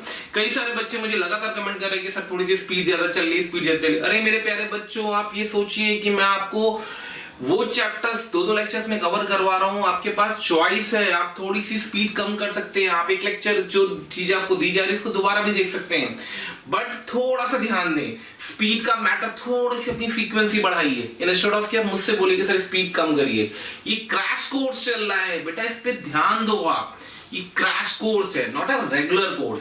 आप रेगुलर कोर्स को देखोगे तो आपको स्पीड कम मिलेगी, बट अगर आप क्रैश कोर्स की बात करें, बहुत सारी चीजें बहुत कम टाइम में कवर करने की कुछ सिचुएशन है, इसलिए हम थ्योरी के सारे पॉइंट्स को मैं कवर करा रहा हूं विद द इलस्ट्रेशन। ओके, तो ये हमने कंडीशन लगा दी कि अगर एक पॉइंट आउटसाइड था, एक पॉइंट इनसाइड था, और अगर एक पॉइंट सर्कल पे था तो क्या कंडीशन आएगी? s of p greater than 0, p outside, s of p equals to 0, p on the circle, s of p less than 0, p inside the circle. Next एक पॉइंट आता है, नेक्स्ट हेडिंग आती है हमारी parametric equation of the circle. जैसे कि हमने straight line में पैरामेट्रिक फॉर्म को बहुत अच्छे से पढ़ा था, उसमें मैंने आपको बताया था कि there is the equation of the circle also. कैसे आती है इंटरप्रिटेशन? वही है, अगर मैंने सेंटर से r डिस्टेंस पे एक पॉइंट p लिया है, p वेरिएबल होगा, मतलब थीटा वेरी करेगा और r फिक्स होगा। तो मैंने p के कोऑर्डिनेट पैरामेट्रिक लिखने चाहे तो x minus alpha upon sin theta, y minus beta upon sin theta equals to r लिखा, जो अपन ने पढ़ रखा था पैरामेट्रिक में। यहाँ पे थीटा वेरिएबल होगा, 0 से 2 पाई ना चाहिएगा और r फिक्स होगा। क्लियर? तो याद रखना r फिक्स है, वो रेडियस है, थीटा वेरिएबल है, तो सर्कल मूव करता रहेगा। और जो ये फिक्स पॉइंट था अल्फा बीटा, वो क्या होगा, सर्कल का सेंटर। तो अगर किसी सर्कल की इक्वेशन दे रखी है हमें, उस पर हमें पैरामेट्रिक कोऑर्डिनेट की बात करनी है। किसकी बात करनी है, पैरामेट्रिक कोऑर्डिनेट। तो अगर हमें किसी सर्कल के पैरामेट्रिक कोऑर्डिनेट की बात करनी है, किसी सर्कल पे किसी पॉइंट की, सॉरी, तो जैसे आपको ये जो फोटो बनेगी, इसकी मैं फोटो बना देता हूं आपको। तो अगर मैं इसकी फोटो आपको दिखाऊं, तो आपको दिख रहा होगा कि मैं एक सर्कल ले रहा हूं, सेंटर ले रहा हूं, और उससे r डिस्टेंस पे एक पॉइंट P लिखना चाहता हूं। तो जैसे कि आपको ये फोटो दिख रही है, इससे मुझे ए सेंटर से r डिस्टेंस पे ऊपर जाना था। तो सेंटर से r डिस्टेंस पे ऊपर जाना है at an angle of variable theta. तो कोऑर्डिनेट लिख दिए a plus r cos theta, b plus r sin theta. नीचे आना होगा तो माइनस लग जाएगा, वो आपको पता ही है फंडा। ठीक है, तो ये parametric coordinate of a point on a circle आते हैं। ठीक है, चलिए आगे बढ़ते हैं मेरे प्यारे बच्चों, आगे बढ़ते हैं और नेक्स्ट क्वेश्चन देखते हैं। ठीक है, तो जो आर्टिकल अपन ने भी कवर किया था, आइए उसके क्वेश्चंस को देखते हैं। तो नेक्स्ट क्वेश्चन है, if a cos theta 1 sin theta 1, b cos theta 2 sin theta 2, c cos theta 3 sin theta 3 are the vertices of a triangle ABC, find orthocentre of the triangle. Triangle के vertex दे रखी है और triangle के ortho centre के बारे में बात कर रहे हैं। भाई वर्टेक्स को देखे, बहुत शानदार। अगर आप इस वर्टेक्स को थोड़ा सा घूरे, तो क्या मैं इस a को अगर ऐसे सजा के लिखना चाहूं तो लिख सकता हूं 0 + 1 cos थीटा 1, 0 + 1 sin थीटा 1। अब भाई ये थॉट कहां से आएगी, बोलोगे सर आप तो कुछ भी लगा देते हो खटाक से है। अरे भैया कोई फैंसीगिरी नहीं है, ये थॉट प्रोसेस है। जब आपने तीनों को घूरा तो आपको दिखा थीटा 1, थीटा 2, थीटा 3 कुछ है, वेरिएबल पॉइंट्स हैं। जैसे ही थीटा 1, थीटा 2, थीटा 3 दिखे आपको, cos थीटा 1, sin थीटा 1 दिखा, आपको पैरामेट्रिक कोऑर्डिनेट दिखेगा। अब पैरामेट्रिक कोऑर्डिनेट दिखेगा तो सर्कल का दिखना तो लाजमी सी बात है। यानी कि यहां से ये क्लिक हो रहा है, ये तीनों पॉइंट एक ऐसे सर्कल पे है जिसका सेंटर 0 0, रेडियस कितनी है, 1 है। ये तीनों पॉइंट एक ऐसे सर्कल पे जिसका सेंटर 0 0, रेडियस 1 है। मान ले A यहाँ पे था, लेट अस अज्यूम B यहाँ पे था, लेट अस अज्यूम C यहाँ पे था। तो ये आपका ABC ट्रायंगल बन गया। क्या बन गया, ये आपका ABC ट्रायंगल बन गया। अब आपका ये जो ABC ट्रायंगल बन गया, इस ट्रायंगल को ऑर्थो सेंटर चाहिए। ऑर्थो सेंटर चाहिए मतलब मुझे एक रिश्ता चाहिए। कौन सा रिश्ता चाहिए, याद होना चाहिए। जब भी ऑर्थो सेंटर निकलता है, मैंने आपको बताया था, कभी भी ऑर्थो सेंटर कैलकुलेट करना हो, आप हमेशा HGC का रिश्ता याद करें। किसका रिश्ता याद करें, HGC का। HGC का मतलब 2:1 का रिश्ता। बहुत शानदार, 2:1 का रिश्ता। तो G, C और H मतलब ऑर्थो सेंटर, G मतलब सेंट्रोइड, C मतलब सर्कम सेंटर। लो भाई, सर्कम सेंटर मैंने तुम्हें निकाल के दे दिया, करेक्ट है। लेट अस अज्यूम O लिख देता हूं इसको। सेंट्रोइड तुम निकाल लोगे, ऑर्थो सेंटर तुम्हारा आ जाएगा। तो यानी ऑर्थो सेंटर को अगर मैंने H, K माना था, ऑर्थो सेंटर को अगर मैंने H, K माना था, अल्फा, बीटा माना था, सेंट्रोइड तुम्हारा आ गया sigma cos theta 1/3, sigma sin theta 1/3, और सर्कम सेंटर तुम्हारा आ गया, O से रिप्रेजेंट कर देता हूं, O से। तो सर्कम सेंटर तुम्हारा आ गया 0, 0। तो भाई सर्कम सेंटर आ गया 0, 0, सर्कम सेंटर आ गया 0, 0, सर्कम सेंटर आ गया 0, 0, सेंट्रोइड आ गया, ऑर्थो सेंटर आ गया। 2:1 का रेशियो लगाइए और ऑर्थो सेंटर निकाल दीजिए। तो 2:1 का मतलब हो गया 2 × 0/1 into this thing is equals to G। तो 1 into alpha plus 2 into 0/3 is equals to sigma cos theta 1/3। तो अल्फा is equals to आ गया sigma cos theta 1। Similarly beta is equals to आ जाएगा सिग्मा sin थीटा 1। चलो भाई, आपको ortho centre निकल के आ गया, sigma cos theta 1, sigma sin theta 1। कोई चमत्कार नहीं, कोई परेशानी नहीं होनी चाहिए, बहुत ही सिंपल कंसेप्चुअल क्वेश्चन है। क्लियर, चलिए आगे बढ़ते हैं। ओके देन, क्वेश्चन नंबर 7 देखिए। क्वेश्चन नंबर 7 एक बहुत ही छोटा सा देखने में क्वेश्चन लग रहा है, कहीं से कोई भी सिंगल इक्वेशन और रेंज की बात कर रहा है।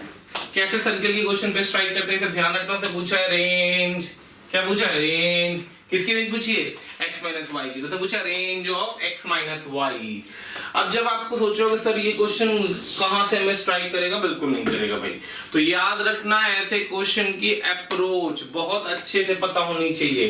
तो आपके पास दिया गया था कि एक ये जो इक्वेशन दी है, जब आप इस इक्वेशन को घूरेंगे क्वेश्चन नंबर 7 में, तो आपको दिख रहा होगा ये इक्वेशन क्या जनरेट कर रही है, ये इक्वेशन एक सर्कल जनरेट कर रही है।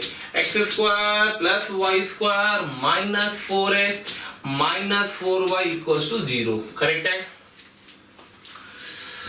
तो भाई सर्किल की इक्वेशन आ गई x² plus y² -4x -4y equals to 0। Okay भाई, शानदार बात। अब बात आती है, अगर सर्किल की इक्वेशन आ गई तो हम किस तरीके से आगे प्रोसीड करें, तो जब हमारे पास सर्किल की इक्वेशन आ गई x² plus y² -4x -4y equals to 0, तो अब हमने क्वेश्चन को सोचना शुरू किया। तो इस सर्किल का सेंटर हमें दिख गया मेरे प्यारे बच्चों 2,2। कितना दिख गया? 2,2। तो सेंटर दिख गया 2,2 और रेडियस दिख गई। कितनी दिख गई रेडियस? तो भाई रेडियस दिख गई हमको इसकी √2। करेक्ट है? 2√2। तो भाई सर्किल का सेंटर और रेडियस दिख गया। अब इस सर्किल पे मैंने एक पैरामेट्रिक पॉइंट लेकर के इसको x, -y की रेंज निकालनी थी हमें, तो हमने इसमें एक x और y वेरिएबल पॉइंट ले लिया पैरामेट्रिकली। तो अपने पास एक्सप्रेशन आ गई z is equals to x की जगह पे लिखेंगे 2 + 2√2 cos थीटा, y की जगह पे लिखेंगे 2√2 sin थीटा, 2 + 2√2 sin थीटा। सब उड़ा दो खचाखच, बाजे बज गए इसके। ठीक है, चमका। अरे चमकना बहुत जरूरी है, चमकना बहुत जरूरी है। कैसे चमकेगा वो देखिए। तो ये आया यहाँ से 2√2 कॉमन। कौन कॉमन आया? 2√2 कॉमन। अंदर क्या बचा? cos theta minus sin theta. मेरे प्यारे बच्चों, cos theta minus sin theta की रेंज बताओ। -√2 से √2। बिल्कुल शानदार बात। -√2 से √2, 2√2 से मल्टीप्लाई किया तो √2 2 to the 4 -4 से 4। तो what is the range of z? मतलब what is the range of x - y? -4 से 4 के बीच में। कंफर्टेबल? वेरी गुड, शानदार बात। चलिए आगे बढ़ते हैं। नेक्स्ट है हमारा क्वेश्चन नंबर 8। भाई ये जेईई मेंस का क्वेश्चन है। क्वेश्चन नंबर 8 क्या करा जाएगा? क्वेश्चन नंबर 8 में if a variable line this thing is such that the two circles S1 and S2 are on the opposite side, then find lambda। तो पहले इसकी भूमिका बना लेते हैं। क्या बना लेते हैं? भूमिका। फिर करेंगे चावला। चावला मतलब सॉल्व करेंगे। भूमिका चावला को जानते हो? हाँ भाई बिल्कुल जानते हो। कैसे नहीं जानते हो? भूमिका चावला को तुम नहीं जानते हो? बिल्कुल जानते हो। खैर, तो एक लाइन दे रखी है, मान लिया L1 थी। करेक्ट है? एक सर्किल है S1 है, एक सर्किल था S2 था। हमें इन दोनों सर्किल और इस लाइन को हमको ये बताना है कि लैम्डा क्या हो, कि ये लाइन, ये दोनों सर्किल इस लाइन के अपोजिट साइड पे हो। तो इस सर्किल के सेंटर को C1 ले लो, इस सर्किल के सेंटर को C2 ले लो। तो भाई देखो कंडीशन लगाना शुरू कर दो। तो पहली कंडीशन तो लगा दो कि लाइन का सेंटर 1, सर्किल का सेंटर 1 और सर्किल का सेंटर 2, ये दोनों लाइन के क्या है? Opposite side. तो ये लेस देन 0 होगा। यहाँ से लैम्डा के रिलेशन आएगा। सॉल्व आप करेंगे, मैं सॉल्व नहीं कर रहा, सिर्फ कंडीशन छोड़ रहा हूँ। फिर दूसरी कंडीशन लगा दो कि जो इससे परपेंडिकुलर आएगा वो इसकी रेडियस कितनी है। पहले वाले सर्किल की रेडियस सब कुछ निकाल लेना। उस मान ली R1 थी, तो ये R1 से बड़ा होना चाहिए। सेम यहाँ पे करो तो ये R2 से बड़ी होनी चाहिए। ठीक है, यानी कि पहली कंडीशन लगाओगे सेंटर से CP1 एंड C2 P2, तो C1 P1 का मॉडुलस बड़ा होना चाहिए R1 से। बराबर भी हो सकता है। क्यों हो सकता है? क्योंकि इसको टच भी कर जाएगा ना तो भी कोई टेंशन नहीं मुझे। और तीसरी कंडीशन आएगी कि C2 P2 ये बड़ा होना चाहिए R2 से। तो भाई हमारे पास ये 3 कंडीशन आएंगी। इन 3 कंडीशन को सॉल्व करना है, इससे आंसर निकालना है। कैलकुलेशन आप करेंगे, मैं आपको सिर्फ रिजल्ट लिख के दे दे रहा हूं। और फिर यहां से जो इक्वेशन बनी लैम्डा की, यहां से जो बनी और यहां से जो बनी, इन तीनों का हम क्या लेंगे? इंटरसेक्शन, और फाइनल लैम्डा निकालेंगे। जो लैम्डा आपका आता है फाइनली सॉल्व करके वो आता है लैम्डा बिलोंग्स टू 12 से 21। भाई कैलकुलेशन है, कंसेप्ट मैंने दे दिया, मैनिपुलेशन करना है, इनइक्वालिटी का फॉर्मेट है। इनइक्वालिटी सॉल्व करना आता हो, कंडीशन मैंने भूमिका बना के दे दी, चावला आप कर लेंगे। पहली इनइक्वालिटी को सॉल्व करना लैम्डा आएगा, दूसरी इनइक्वालिटी को सॉल्व करना लैम्डा आएगा, तीसरी इनइक्वालिटी को सॉल्व करना लैम्डा आएगा। तीनों का क्या लेना? इंटरसेक्शन। तीनों का क्या लेना? इंटरसेक्शन। तो you get your value of lambda. कर लेंगे? ऐसा मैं एक्सपेक्ट कर रहा हूं कि आप ये कर लेंगे। कैलकुलेशन वाला पार्ट है, ठीक है। टाइम की शॉर्टेज की वजह से मैं पूरी कैलकुलेशन नहीं कर रहा हूं, ठीक है। चलिए आगे बढ़ते हैं। Okay, so my dear lovable students, आगे बढ़ते हैं। अब अपन नेक्स्ट आर्टिकल जो सर्किल में कवर करने जा रहे हैं, that is the line and a circle. क्या बात करने जा रहे हैं? एक लाइन की और एक सर्किल की। मतलब मेरे पास अगर एक सर्किल हो और एक लाइन है, ऐसे मैं पेन ले लेता हूं, करेक्ट है? तो एक लाइन और एक सर्किल में क्या क्या सिचुएशन आ सकती है? वो सोचना, लाइन बाहर हो सकती है, सर्किल को टच कर सकती है, सर्किल को कट कर सकती है, सर्किल के सेंटर से पास कर सकती है। That's the four position I have taken over here. दिख रहा होगा आपको। तो पहली पोजीशन ली मैंने, लाइन सर्किल के बाहर है। दूसरी पोजीशन ली, लाइन सर्किल को टच कर रही है। तीसरी पोजीशन ली, लाइन सर्किल को कट कर रही है। चौथी पोजीशन ली, लाइन सर्किल के सेंटर से पास कर रही है। करेक्ट है? तो कैसे इंटरप्रेट किया जाता है, क्या किया जाता है, वो सारी चीजों को कैलकुलेट करने के लिए सर्किल के सेंटर, सर्किल की इक्वेशन दे रखी है x² + y²= a², लाइन की इक्वेशन दे रखी है y = mx + c। मैंने सर्किल के सेंटर को c मान लिया, सर्किल के सेंटर को c मान लिया और ये परपेंडिकुलर ड्रॉ कर दिया। करेक्ट है? इसको p लिख दिया।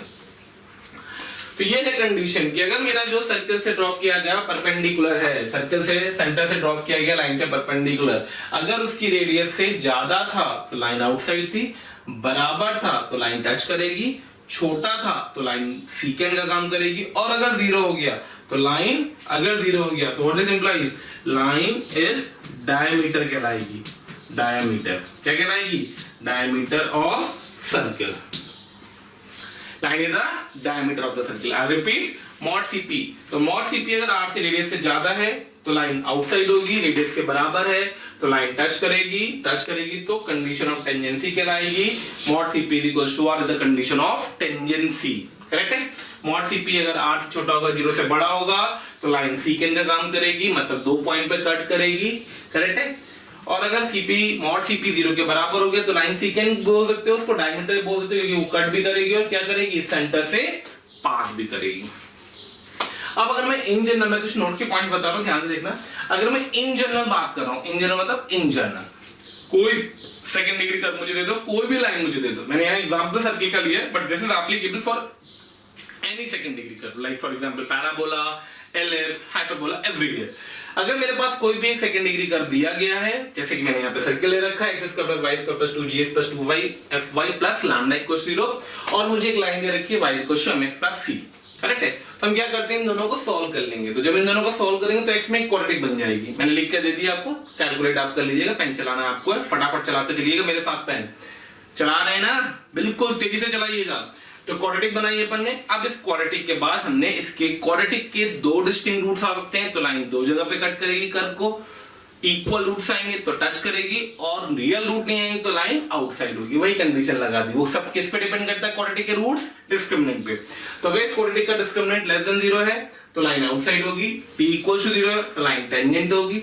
ये बेसिक कंसेप्ट है, ये काफी जगह यूज होगा, इसे ध्यान रखना। आपको कई बार ऐसा होता है कि हमें सिंप्लीफाई करना होता है जनरल कर्व के लिए, तो हम इसी कंडीशन पे चलते हैं इंस्टेड ऑफ कि हम इस पे जाएं, क्योंकि ये सिर्फ सर्कल के लिए एप्लीकेबल है और ये किसी भी कर्व के लिए एप्लीकेबल है। ठीक है? ठीक। तो लाइन का क्वाड्रेटिक का डिस्क्रिमिनेंट अगर 0 के बराबर है तो लाइन टच करेगी, क्वाड्रेटिक का डिस्क्रिमिनेंट अगर पॉजिटिव हो गया तो लाइन कट करेगी। सिंपल सी कंडीशन। करेक्ट है? ओके। Condition for tangency. अब बात हो रही है कि टेंजेंसी की बात करनी है हमको, कि अगर एक लाइन, मतलब सर्किल के लिए बात कर रहे हैं, condition of tangency for circle only, जिसको मैंने शॉर्ट में कॉट बोला हुआ है। तो कंडीशन ऑफ टेंजेंसी क्या कहती है कि एक सर्किल दे रखा है, एक लाइन दे रखी है, तो सर्किल के सेंटर से लाइन पे ड्रॉ किया गया परपेंडिकुलर अगर रेडियस के बराबर हो गया तो वो कंडीशन ऑफ टेंजेंसी कहलाएगी। रिलेशन निकाल दिया, सेंटर से लाइन तक परपेंडिकुलर, रेडियस के बराबर कर दिया। इसका रिवर्स भी होल्ड करता है। रिवर्स क्या होल्ड करता है कि अगर कोई एक्सप्रेशन दे रखी है आपको, अभी मैं आपको इलस्ट्रेशन में दिखा दूंगा, और उसको मैं इस रूप में सजा ले जाऊं, जो ये रूप मैंने लिखा हुआ है, mod of a∝ + b β + c upon √a² + b² = r। तो मेरे प्यारे बच्चों बहुत ध्यान से देखना, अगर इस रूप में इसको सजा ले गया तो इस रूप से रूपा आएगी, और वो रूपा क्या कहेगी? वो रूपा ये कहेगी कि ये रूप किसका रूप है? एक ऐसे सर्किल का रूप है और एक ऐसी लाइन का रूप है जो दोनों आपस में क्या कर रही हैं? टच कर रही हैं। उस सर्किल का सेंटर क्या आएगा? Alpha beta. उस सर्किल की रेडियस क्या आएगी? r। उस लाइन की इक्वेशन क्या होगी? ax + by + c। Comfortable? Okay then चलिए आगे बढ़ते हैं मेरे प्यारे बच्चों। चलिए आगे बढ़ते हैं। The next article what we are covering today is the length of the chord. किसकी बात करें यार? Length of the chord. एक कॉर्ड की क्या लेंथ होती है? भाई सर्किल 10th में पढ़ा था, सबने पढ़ा था, अच्छे से पढ़ा होगा, सबको पता होगा कि अगर एक सर्किल पे कोई कॉर्ड ड्रॉ करी गई है, उसके सेंटर से परपेंडिकुलर गिरता है, वो परपेंडिकुलर उस कॉर्ड को दो इक्वल हिस्सों में डिवाइड करता है, यानी कि AP बराबर PB होगा। हमसे पूछी गई है किसकी लेंथ? हमसे पूछी गई है AB की लेंथ। किसकी लेंथ पूछी गई है? हमसे पूछी गई है AB की लेंथ। अब हमें AB की लेंथ कैलकुलेट करनी है, भाई AB की लेंथ कैलकुलेट कर लेते हैं। तो दिख रहा होगा AB is equal to 2 times of AP, और AP हम कैलकुलेट कर लेंगे कैसे? R स्क्वायर माइनस CP का square, R square minus CP का square, R square minus CP square का डबल कर दोगे, AB की लेंथ आ जाएगी। क्लियर? बहुत शानदार बात। चलिए आगे बढ़ते हैं। अब हम लोग कुछ क्वेश्चन करने जा रहे हैं, तो 9th क्वेश्चन का सलूशन ध्यान से देखिएगा। क्या करा गया 9th क्वेश्चन में? उसने बोला है कंडीशन दे रखी है 4l square minus 5m square plus 6l plus 1 equals to 0, then prove that the line lx plus my plus 1 equals to 0 touches the fixed circle, find the radius and centre of the circle. ये जो line condition दे रखी है, ये condition एक line को touch करती है, एक फिक्स सर्किल को, ये हमें प्रूफ करना है। तो देखिए कैसे करा जाता है इसको। आप क्या करो, 4l square plus 6l plus 1 को एक तरफ ले जाओ, 5 टाइम्स m स्क्वायर को एक तरफ ले जाओ। ऐसा क्यों किया? चमत्कार ब्रह्मा जी? ना बाबा, भाई ये लाइन है। अगर एक लाइन एक सर्किल को, एकदम फोटो बना देता हूं, अगर एक लाइन एक सर्किल को टच करेगी तो उसके सेंटर से ड्रॉप किया गया परपेंडिकुलर उसकी रेडियस के बराबर होना चाहिए, mod CP equals to R। तो हम mod CP equals to R वाला रिजल्ट क्रिएट करना चाहते हैं।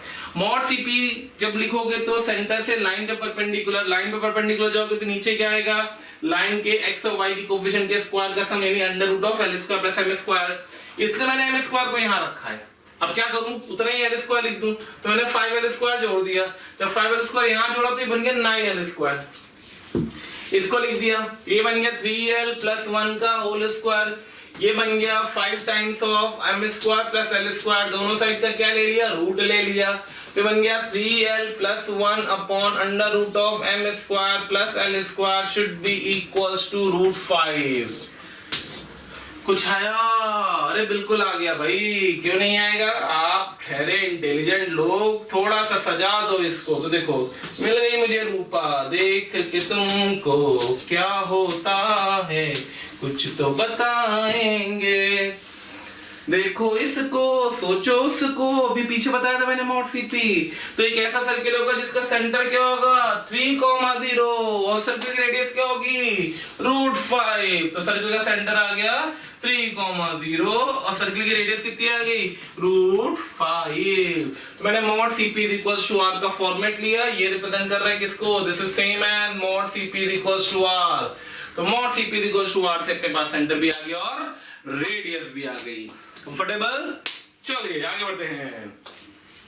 नेक्स्ट है हमारा क्वेश्चन नंबर 10। बेटा ध्यान रखना किस तरीके से किया गया 9th क्वेश्चन। अच्छा क्वेश्चन था, कंसेप्ट वाइज, कैलकुलेशन, तरीका, सजाना, दोनों तब कुछ जरूरी। क्वेश्चन नंबर 10 पे आ रहे हैं। क्वेश्चन नंबर 10 देखिए भाई क्या हो रहा है 10th में, उसको भी समझते चलेंगे। उसने बोला P एक पॉइंट है सर्किल S1 पे है, बहुत शानदार बात। Q एक पॉइंट है सर्किल S2 पे, PQ सब मैक्सिमम मिनिमम चाहिए। तो जरा दोनों सर्किल को ड्रॉ कर लेते हैं। पहले वाले सर्किल का सेंटर 0 0, रेडियस 12 सर्किल है S1, सेंटर 0 0, रेडियस 12, कितनी? 12।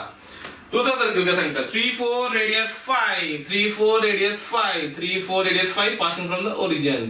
तो ये सर्किल S2 आ गया। तो ये सर्किल S2 है, ये सर्किल S1 है। इसका सेंटर 3 4, इसका सेंटर 0 0, इसकी रेडियस 5, इसकी रेडियस 12। सब लिखा हुआ है, मैं ड्रॉ नहीं कर रहा हूं कुछ भी, ठीक है। P बड़े वाले सर्किल पे नाच रहा है, Q छोटे वाले सर्किल पे नाच रहा है। से पूछा है PQ मैक्सिमम कितना होगा और PQ मिनिमम कितना होगा। तो भाई PQ, तो अगर PQ, P यहां हो, Q यहां हो, तो ये मिनिमम डिस्टेंस होगा। और इसी सिनेरियो में अगर Q तो यहीं रहे और P नाचता नाचता यहां पे आ जाए P, तो ये PQ मैक्सिमम दे देगा। तो भाई सिंपल सी कंडीशन है, कैलकुलेशन आपको दिख रही है। ये डिस्टेंस निकालना है तो इसकी रेडियस में से इसकी डायमीटर को माइनस कर दो, ये आ जाएगा। यानी PQ मिनिमम कितना होगा भाई देखिए। तो यहां से इसको ओम बोल देता हूं, इसको C1 बोल देता हूं, करेक्ट है? या इसको C2 बोल दो, इसको C1 बोल दो, करेक्ट है? तो C2 C1 C2, तो C1P तो रेडियस है माइनस डायमीटर, तो C1P माइनस C1Q। तो C1P हो गया आपके पास 12 और C1Q हो गया आपके पास 10, अल्टीमेटली डिस्टेंस आ गया 2, यानी PQ मिनिमम कितना है 2 के बराबर। अब बात आती है PQ मैक्सिमम की, तो PQ मैक्सिमम को देखिए, तो C1P और C1Q, तो C1P plus C1Q that will be equal to 12 plus 10 कितना है 22। तो एक मिनिमम डिस्टेंस आया जो कि 2 होगा और एक मैक्सिमम डिस्टेंस आया जो कि 22 होगा। कितना होगा 22। क्लियर?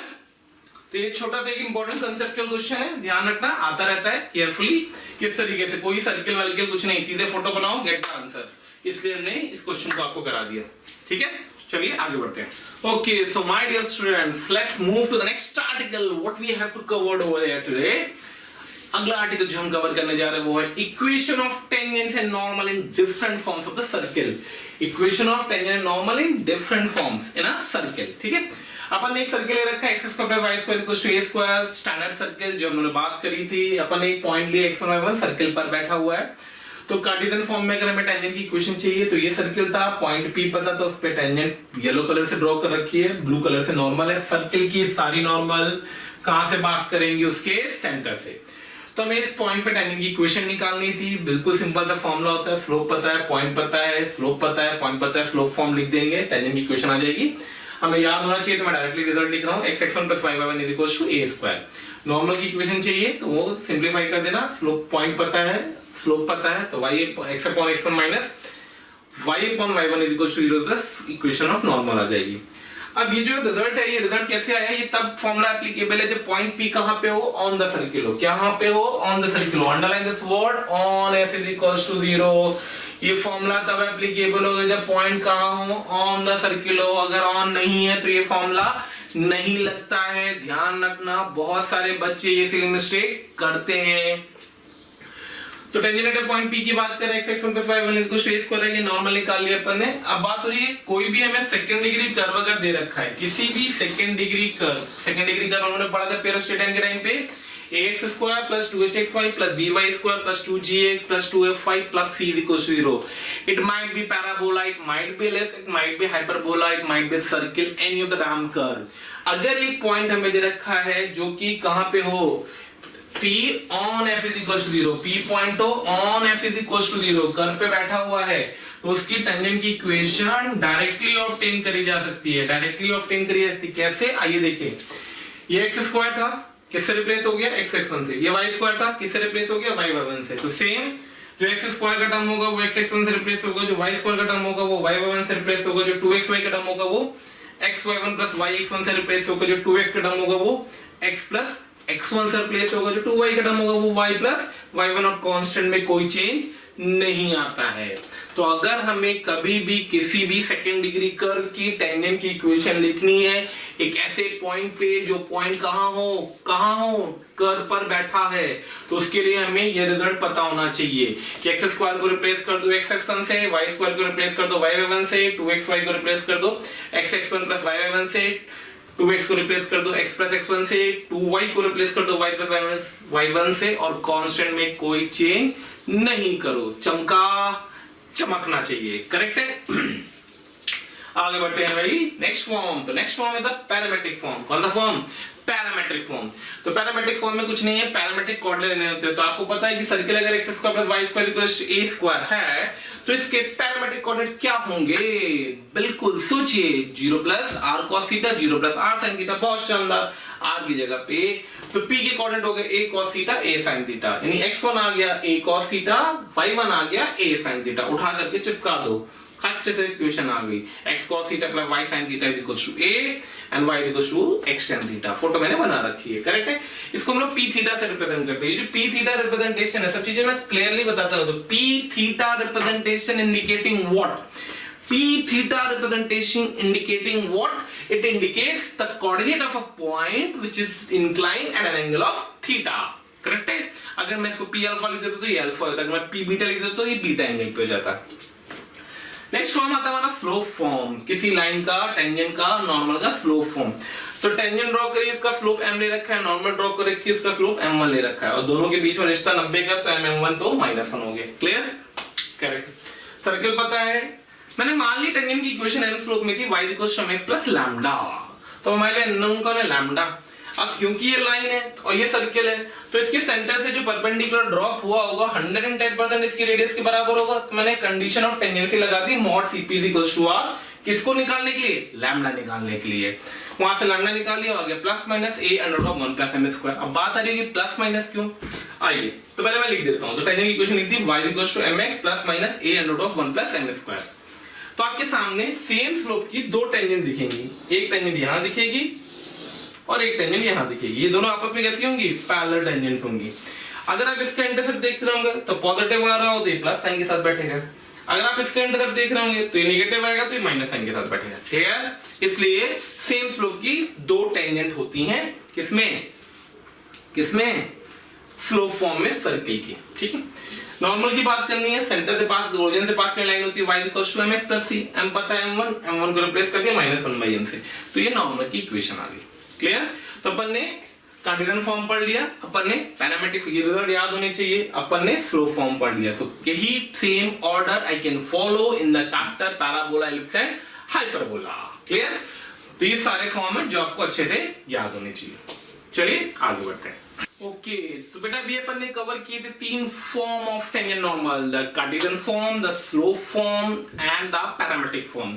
स्लोप फॉर्म के बाद सबसे पहली चीज आती है पॉइंट ऑफ टेंजेंसी की। किसकी बात करने जा रहा हूं, पॉइंट ऑफ टेंजेंसी की। अगर एक लाइन है उसको एक पॉइंट टेंजेंट टच कर रही है, तो जो ये पॉइंट है टेंजेंसी का वो क्या होता है, तो उसकी कोऑर्डिनेट्स आते हैं। अगर सर्किल अपने पास दे रखा है x square plus y square equals to a square and the tangent की इक्वेशन दे रखी है y इक्वल्स टू स्लोप दे रखा है टेंजेंट का m, तो जो पॉइंट ऑफ टेंजेंसी कोऑर्डिनेट है minus am upon under root of 1 plus m square plus a upon under root of 1 plus m square. अगर टेंजेंट की इक्वेशन थी y equals to mx plus a under root of 1 plus m square, तो coordinate आएंगे minus am plus a upon under root of 1 plus m square.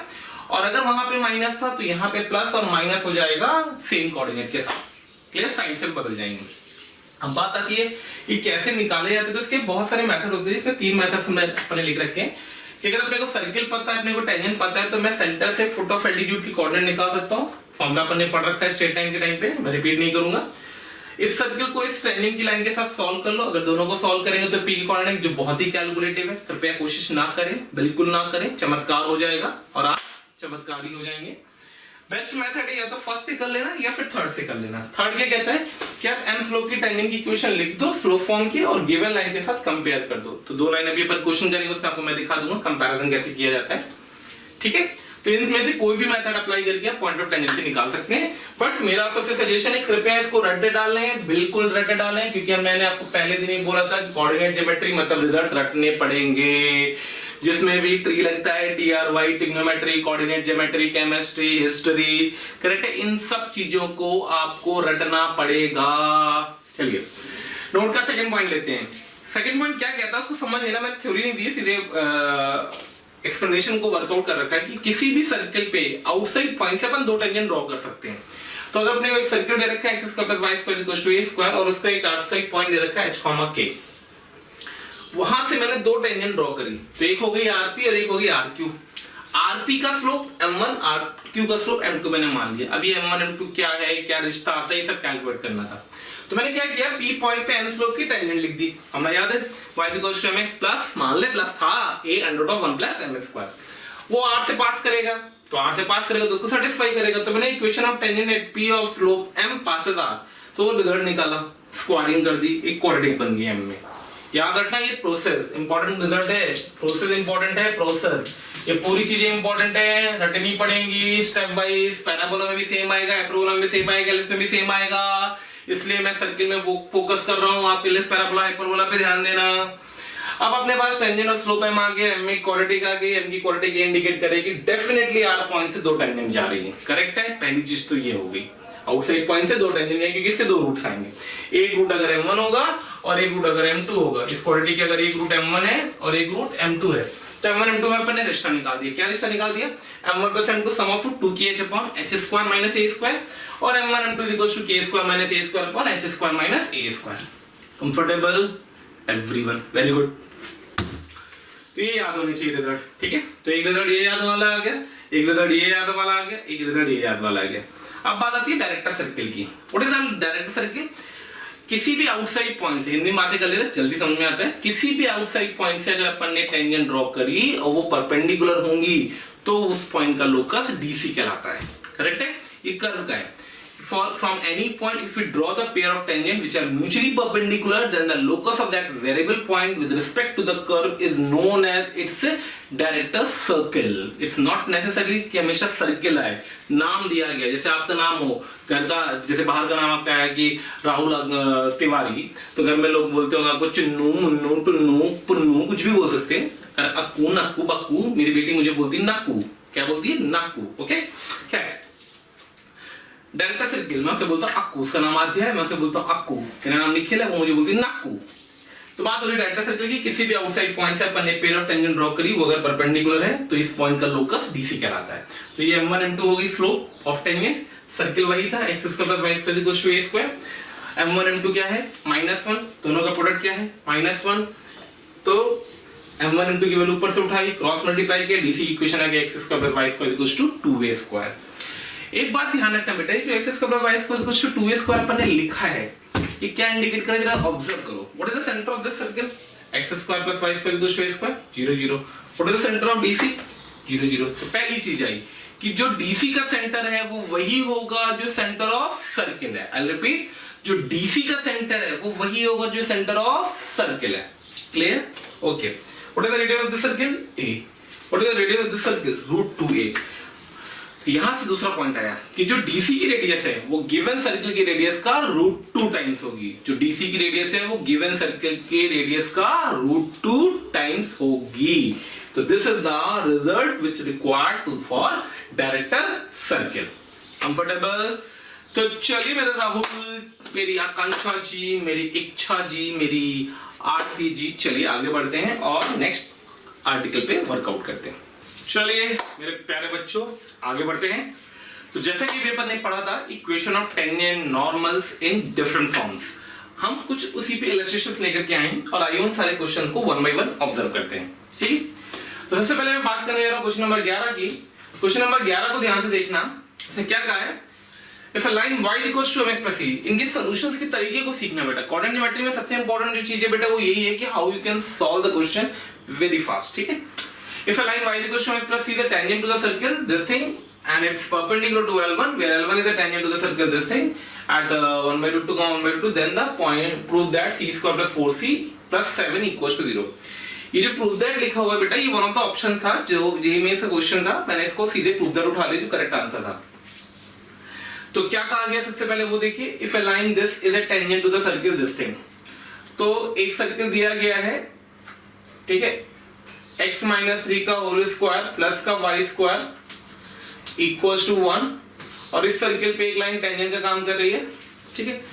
Line की equation दे रखी है y equals to mx plus c। थोड़ा सा छोटी सी photo बनाते हैं जिससे सिंप्लीफिकेशन करना आसान होता है हमारे लिए। ये जो लाइन है, मान ले मैं इसको l लिख देता हूं, तो उसने दे रखा है l परपेंडिकुलर टू L1 है। l क्या है? l L1 के परपेंडिकुलर है। और L1 क्या है? तो L1 एक दूसरे सर्किल पे, ये लाइन लिखी हुई है L1 के बारे में। L1 is a tangent to the circle this at the point 1/√2, 1/√2। खचाक। तो सबसे पहले हमें ये देखना है कि L1 की इक्वेशन क्या है। तो L1 टेंजेंट है, L1 भी टेंजेंट है। कौन टेंजेंट है? L1 टेंजेंट है। अब की बार L1 किस सर्किल पे टेंजेंट है? x square plus y square equals to 1 पे। तो मान ले मैं फोटो ऐसे बना देता हूं, x square plus y square equals to 1, जरूरी नहीं फोटो ऐसी बने। ठीक है? तो L1 is a tangent to the circle again, कौन से सर्किल पे? x square plus y square equals to 1 पे। तो सबसे पहले बात आती है कि x square plus y square equals to 1 जो सर्किल दे रखा है उस पर टेंजेंट की इक्वेशन निकालने किस पॉइंट पे? 1/√2, 1/√2। मैंने आपको बताया था जो अपन ने फॉर्मूले पढ़े हैं वो फॉर्मूले तब एप्लीकेबल होंगे जब वो पॉइंट कहां हो? वो पॉइंट सर्किल पर हो। तो सबसे पहले आप चेक करिए क्या ये वाला पॉइंट इस सर्किल को सेटिस्फाई करेगा। आइए रख करके देखते हैं। 1/√2 का होल स्क्वायर 1/2, 1/√2 का होल स्क्वायर 1/2, 1/2 प्लस 1/2 1, यानी सेटिस्फाई करेगा। यानी ये पॉइंट 1/√2, 1/2 यहीं बैठा होगा और ये हमारी L1 को रिप्रेजेंट कर रहा होगा। क्लियर? तो सबसे पहले मैंने आपसे बोला L1 निकाल लो, तो आइए L1 निकाल लेते हैं। तो L1 की इक्वेशन आएगी, this is the equation of tangent to this circle at the point 1/√2, 1/√2। Formula क्या होता है, x into x1 that will be equals to 1/√2। तो आपके पास है x into 1/√2 plus y into 1/√2 divided by 1, 1/√2 equals to 1, ठीक है। तो यहां से हमारे पास L1 की इक्वेशन आएगी, that is equals to x plus y is equals to √2। कोई कंफ्यूजन बिल्कुल नहीं है। अब उसने बोल रखा है कि जो L है वो परपेंडिकुलर है किसके, L1 के। तो जो L की इक्वेशन आएगी वो क्या आएगी, तो इसके परपेंडिकुलर की इक्वेशन क्या होती है, x minus y is equals to let us assume lambda, correct है। अब जो L1 दे रखी थी, जो L दे रखी है वो दे रखी है y is equals to mx plus c। तो यहां से अगर मैं इन दोनों को कंपेयर करूंगा तो यहां से हमारे पास m इज इक्वल्स टू आ जाएगा y is equals to mx plus c से कंपेयर कर रहा हूं मैं इसको, तो m इज इक्वल्स टू आ जाएगा -1, sorry m is equals to आ जाएगा +1 और c इज इक्वल्स टू आ जाएगा lambda, minus lambda, in fact c is equals to क्या आ जाएगा, माइनस लैम्डा, ठीक है। अब जो L है वो इस पे सर्किल पे टेंजेंट है, तो कंडीशन ऑफ टेंजेंसी लगा दो। क्या लगा दो, कंडीशन ऑफ टेंजेंसी। ये लाइन अगर इस सर्किल को टच करेगी तो apply the condition of tangency. हमने कंडीशन ऑफ टेंजेंसी लगा दी, किस पे लगाई है, पहले वाले सर्किल पे। किस लाइन के रिस्पेक्ट में, इसके। क्या होता है, mod CP is equals to R, mod CP is equals to R, जिसको हम लोग बोलते हैं condition of tangency. Mod CP is equals to R, इस पॉइंट को मैं P बोल दे रहा हूं। तो mod CP is equals to R की कंडीशन लगी, मतलब इसके सेंटर से इस लाइन पे, ये ध्यान रखना, ये इस लाइन पे परपेंडिकुलर जो होगा वो रेडियस के बराबर होगा। तो 3,0 से इस पे परपेंडिकुलर ड्रॉप करो, तो 3,0 बाई रूट खचाखच 2 should be equals to R which is equals to 1। Clear, clear, बस कुछ नहीं करना है। तो अब इसके आप क्या करो, स्क्वायरिंग कर दो। तो यहां से आ गया आपके पास c² प्लस का 6c प्लस का 9 इक्वल्स टू 4। अल्टीमेटली आ गया c² प्लस का 6c प्लस का 5। कहीं कैलकुलेशन गलत कर रहे हैं अपन, x माइनस 3 का whole square plus y square है। सेंटर सर्किल सही ले रखा है अपन ने, let me check the equation of circle. ये गलत दिखा है अपन ने, यहाँ पे आएगा c² प्लस 6c और प्लस 7, करेक्ट है, क्योंकि यहाँ पे अपन ने 2 ले रखा है। तो ये 2 करेंगे तो यहाँ पे 7 आएगा बेटा और इक्वल टू 0 हो जाएगा,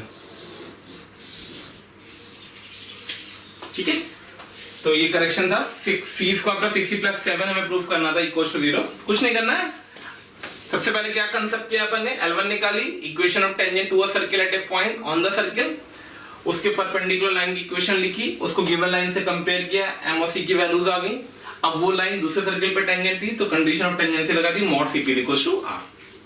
क्लियर है, तो ये जे में सा क्वेश्चन, ठीक है। चलिए आगे देखते हैं। अरे भैया बड़ो आगे, चलो तो भाई नेक्स्ट क्वेश्चन देखते हैं क्या कह रहा है नेक्स्ट क्वेश्चन। नेक्स्ट क्वेश्चन कह रहा है the tangent and normal lines at √3,1 to the circle this thing. देखो भाई, जब भी टेंजेंट, नॉर्मल, सर्किल, पॉइंट, ये 4 चीजें दी गई हैं, तो मतलब हमें टेंजेंट निकालना है, नॉर्मल निकालना है किसी पॉइंट पे, किसी सर्किल के, तो वो चेक कर लो वो पॉइंट सर्किल पे है या नहीं है। तो √3,1 को इसको सेटिस्फाई करो, 3 + 1 4 ये नहीं सेटिस्फाई कर रहा है, यानी कि ये तो श्योर हो गया कि ये पॉइंट इस सर्किल पे होगा। And x axis form a triangle. तो भाई देखिए बहुत सिंपल सा क्वेश्चन है, क्वेश्चन नंबर 12। क्या कह रहा है वो कह रहा है एक सर्किल है, सर्किल की equation x² + y² = 4, x² + y² = 4। उस पे एक पॉइंट दे रखा है, पॉइंट की कोऑर्डिनेट √3,1, उस पे एक टेंजेंट ड्रॉ करी गई है, ये टेंजेंट आ गई, ठीक है, और ये नॉर्मल आ गई। टेंजेंट थोड़ा सा चाहो तो आगे खींच दो, और ये बड़ा नॉर्मल आ गई। सर्किल की सारी नॉर्मल कहां से पास करती हैं, सेंटर से पास करती हैं, करेक्ट है। तो ये सेंटर है इसका, ये वो पॉइंट P हो गया, करेक्ट है। इसको मान लिया मैंने P दे रखा था, एज्यूम करो P = √3,1 एंड x एक्सिस। तो एक ट्रायंगल का एरिया जनरेट करना है, कौन सा, ये नॉर्मल, ये टेंजेंट और x एक्सिस। तो ये हमारी x एक्सिस हो गई, ये हमारी टेंजेंट हो गई, ये हमारी नॉर्मल हो गई। तो हमें इस ट्रायंगल का एरिया निकालना है। ज्यादा आसान क्वेश्चन नहीं था, फटाफट करते हैं। सेकेंड्स में इस पॉइंट के कोऑर्डिनेट बोलो खट्टा से √3, 1, बहुत शानदार बात। तो √3, 1 पता, ये पता है नहीं, हाइट तो आ चुकी ट्रायंगल की, बेस निकालना है, बेस निकालना मतलब टेंजेंट का ये वाला पॉइंट ऑफ इंटरसेक्शन निकालना है। तो आइए टेंजेंट का ये पॉइंट ऑफ इंटरसेक्शन निकाल देते हैं। तो आप टेंजेंट की इक्वेशन लिख दीजिए बस P पे।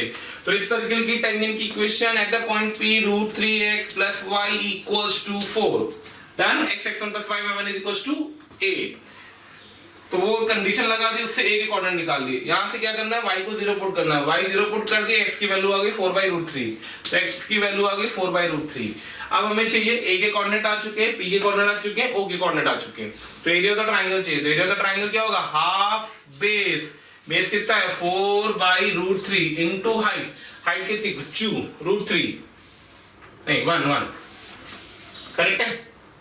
हाइट कितनी है इसकी 1 आएगी, तो हाइट 1 आ गई, हाफ बेस इनटू हाइट। तो यहां से एरिया ऑफ द ट्रायंगल निकल के आ गया 4, 2/√3। Check the answer. तो answer should be equal to 2/√3, 2/√3 correct है। ज्यादा सिंपल सा क्वेश्चन था, बहुत डायरेक्ट क्वेश्चन था। चलिए आगे बढ़ते हैं, नेक्स्ट क्वेश्चन। किसी भी जगह पे आपको कोई भी डाउट लगता है, इमीडिएटली पॉज किया कीजिए, उसको नोट किया कीजिए। इन क्वेश्चन को अटेंड करने का भी तरीका होता है कि आप चाहे तो अपना वीडियो को स्टॉप कर सकते हैं, डिपेंड्स, आपके पास चॉइस है, डिपेंड। तो आप सॉल्व करें, उसके बाद आंसर को मैच करें, सोल्यूशन को देखें, ठीक है। आइए आगे बढ़ते हैं क्वेश्चन नंबर 13 की तरफ। क्योंकि अभी मैं थोड़े से वीडियोस बनाऊंगा होपफुली, जो होंगे एडवांस के बेसिस पे, एडवांस के एग्जाम्स के लिए। उसमें मैं आपको यही दूंगा, मैं कुछ क्वेश्चन सॉल्व करूंगा और उनके वीडियोस बना के डालूंगा। तो जब आप क्वेश्चंस को देखेंगे तो आप ऐसे देखिएगा कि एक क्वेश्चन लिखा होगा, फिर आप उसको अटेम्प्ट करिएगा, वीडियो स्टॉप करके, उसके बाद दोबारा आप उसको प्रोसीड करिएगा, ठीक है, सोल्यूशन देखने के लिए। Come to the question number 13। If the line x + 2y = 1 meet the coordinates that a and b, a circle is drawn through a and b and origin. Find the sum of the perpendicular distances from a and b on the tangent to the circle at origin. तो भाई क्या कहा उसने बोला है कि एक line थी, करेक्ट है। लाइन की इक्वेशन रखी थी, इसने कोऑर्डिनेट्स उसको a पे काटा है, b पे काटा है, और जो लाइन की इक्वेशन दे रखी थी वो दे रखी थी x + 2y = 1। तो भाई जब x + 2y = 1 दिया था तो यहाँ से a निकल आया, a के कोऑर्डिनेट आ गए 1, 0, यहाँ से b निकल आया, b के कोऑर्डिनेट आ गए 0, 1/2। शानदार बात, बिल्कुल शानदार बात।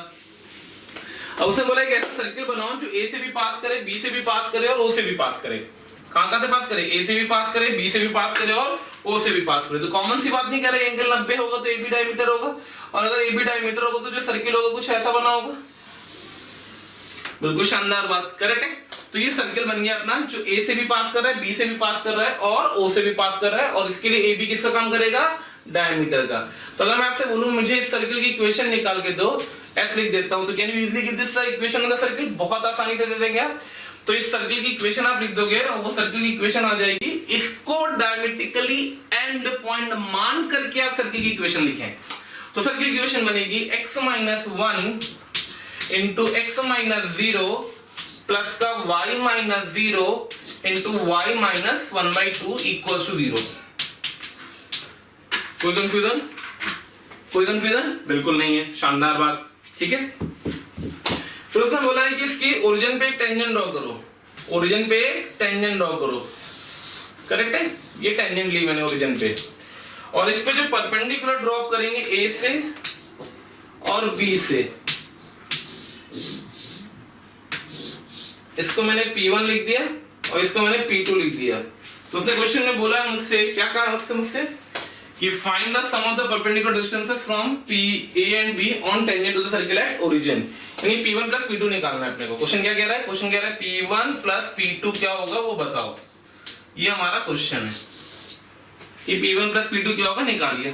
सोचिए भाई, सर्किल आ गया।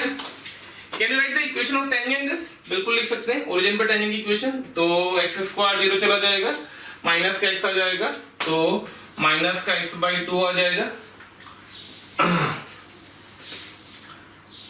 x(x1) + y(y1), तो x² आ गया।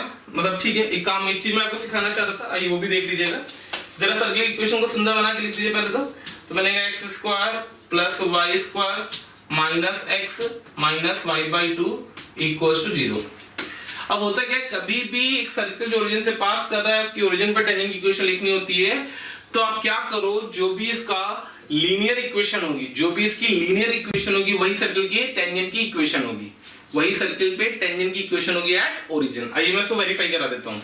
एक्स एक्स वन लिखोगे इसको 0 हो जाएगा, वाई वन लिखोगे 0 हो जाएगा, एक्स प्लस एक्स वन लिखोगे बाई 2 करके तो एक्स बाई 2 आ जाएगा, वाई बाई 2 करोगे तो वाई बाई 4 हो जाएगा। अल्टीमेटली जो इक्वेशन होता है टेंजेंट एट ओरिजिन आ जाएगी, टेंजेंट एट ओरिजिन आ जाएगी, वो आ जाएगी x minus plus y by 2 equals to 0। मतलब बेसिकली ये इक्वेशन बन जाएगी 2x plus Y equals to 0। यहाँ मैंने आपको एक ट्रिक दी है छोटी सी, ध्यान रखना, फिर से रिपीट कर दे रहा हूँ। कभी भी कोई भी सर्कल जो ओरिजिन से पास कर रहा है उसकी अगर आपको ओरिजिन पे टेंजेंट की इक्वेशन लिखनी है तो what you have to do, आपको उस टेंजेंट की इक्वेशन लिखते वक्त एक चीज ध्यान रखनी है कि जो भी उसमें लीनियर टर्म बैठा हुआ है वही टेंजेंट की इक्वेशन को रिप्रेजेंट करता है। तो ये टेंजेंट ऑफ ओरिजिन आ गई, ठीक है। अब हमें P1 और P2 चाहिए, तो ये बात करते हैं सबसे पहले P1 की। किसकी बात करने जा रहे हैं? P1 की। P1 मतलब perpendicular from the point A to the line this. तो A से परपेंडिकुलर ड्रॉप करेंगे तो P1 should be equals to modulus of 2 upon root 5, ठीक है। ऐसे मैं P2 निकालूंगा, सिमिलरली P2 निकालूंगा तो P2 आ जाएगा मॉडुलस ऑफ B से परपेंडिकुलर ड्रॉप करना है, B से परपेंडिकुलर ड्रॉप करना है तो 1/2 अपॉन 1 अपॉन 2 रूट 5 सॉरी। तो दोनों का ऐड करेंगे तो P1 प्लस P2। यहां से अगर मैं P1 प्लस P2 कैलकुलेट कर रहा हूं बेटा, P1 प्लस P2 तो मेरे प्यारे बच्चों क्या आएगा 5/4। चेक करने की गलती ना हो रही।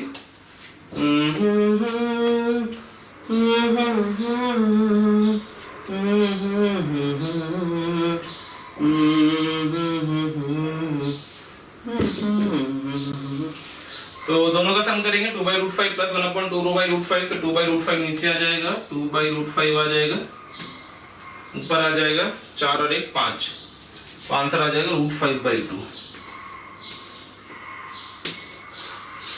कितना आंसर आया?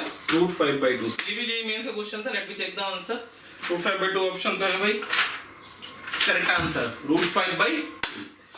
तो क्या किया गया है, किस तरीके से किया गया है, कंसेप्ट को समझिएगा। अच्छा क्वेश्चन है, सिंपल क्वेश्चन है, बढ़िया क्वेश्चन है, ठीक है। चलिए आगे बढ़ते हैं। तो नेक्स्ट क्वेश्चन जो मैं कवर करने जा रहा हूँ वो 14 की जगह पे पहले मैं 15 कर रहा हूँ। 15 करने के बाद 14 करूंगा क्योंकि 14 थोड़ा सा स्पेस ज्यादा लेगा। फंडा क्लियर था ये वाला लास्ट क्वेश्चन का? बहुत शानदार बात।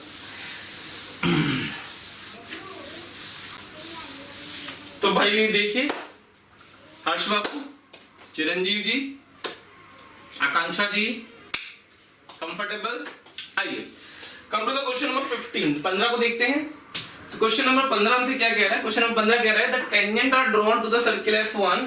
एक सर्किल दिया गया S1, x² + y² = a²। Late us assume the circle है x² + y² = a²।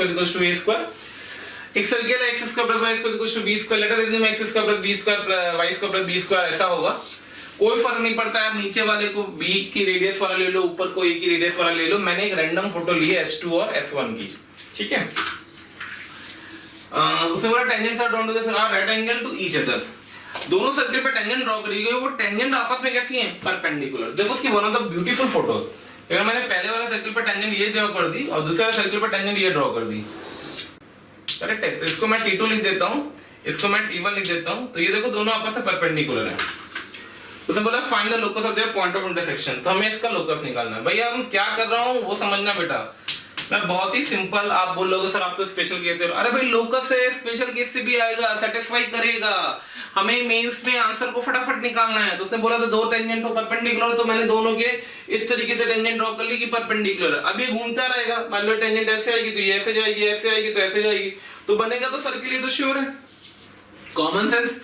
मान लो नाम दिया होता ऑप्शंस में circle, parabola, ellipse and hyperbola, तो 90 तो 200% मैं क्या आंसर टिक करता? सर्किल टिक करता। बात आती कैसे निकाला जाता था, ये उसको कैलकुलेट कर लेते हैं।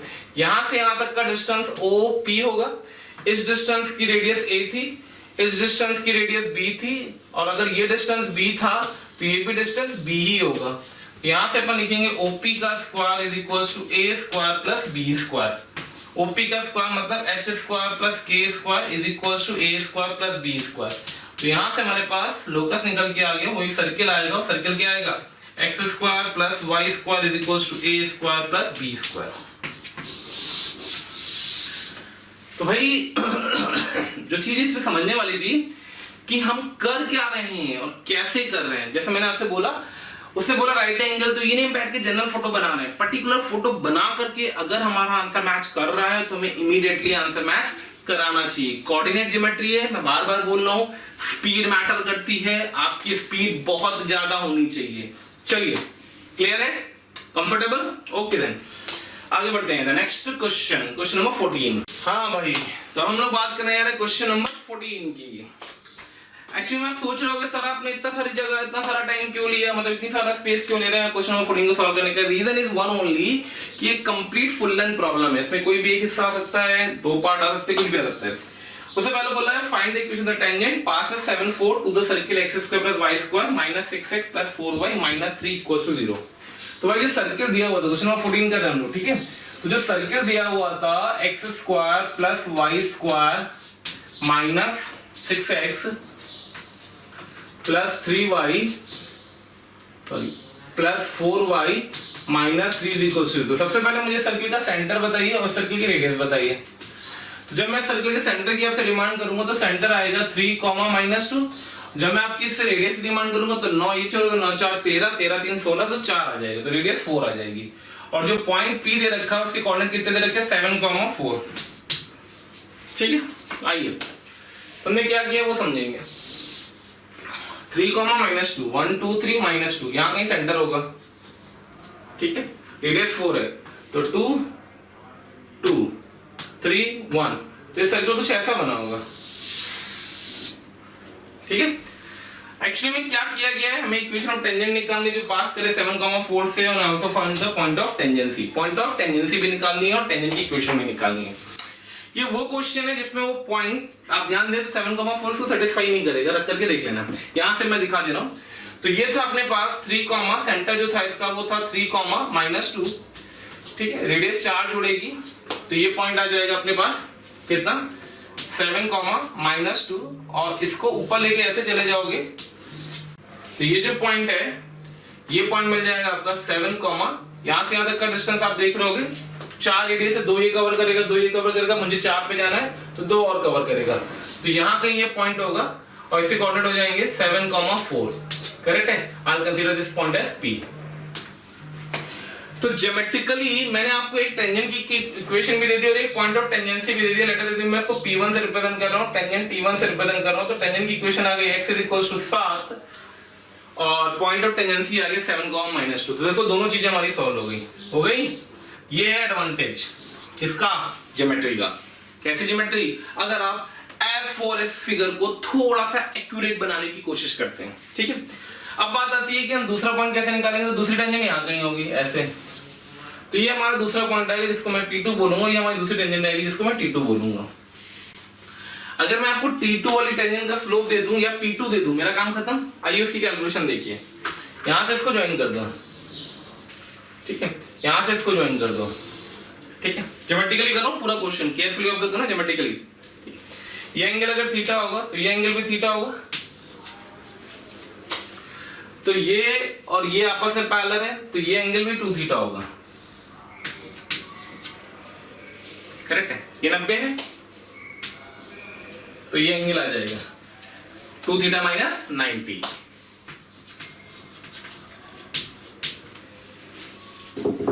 डन।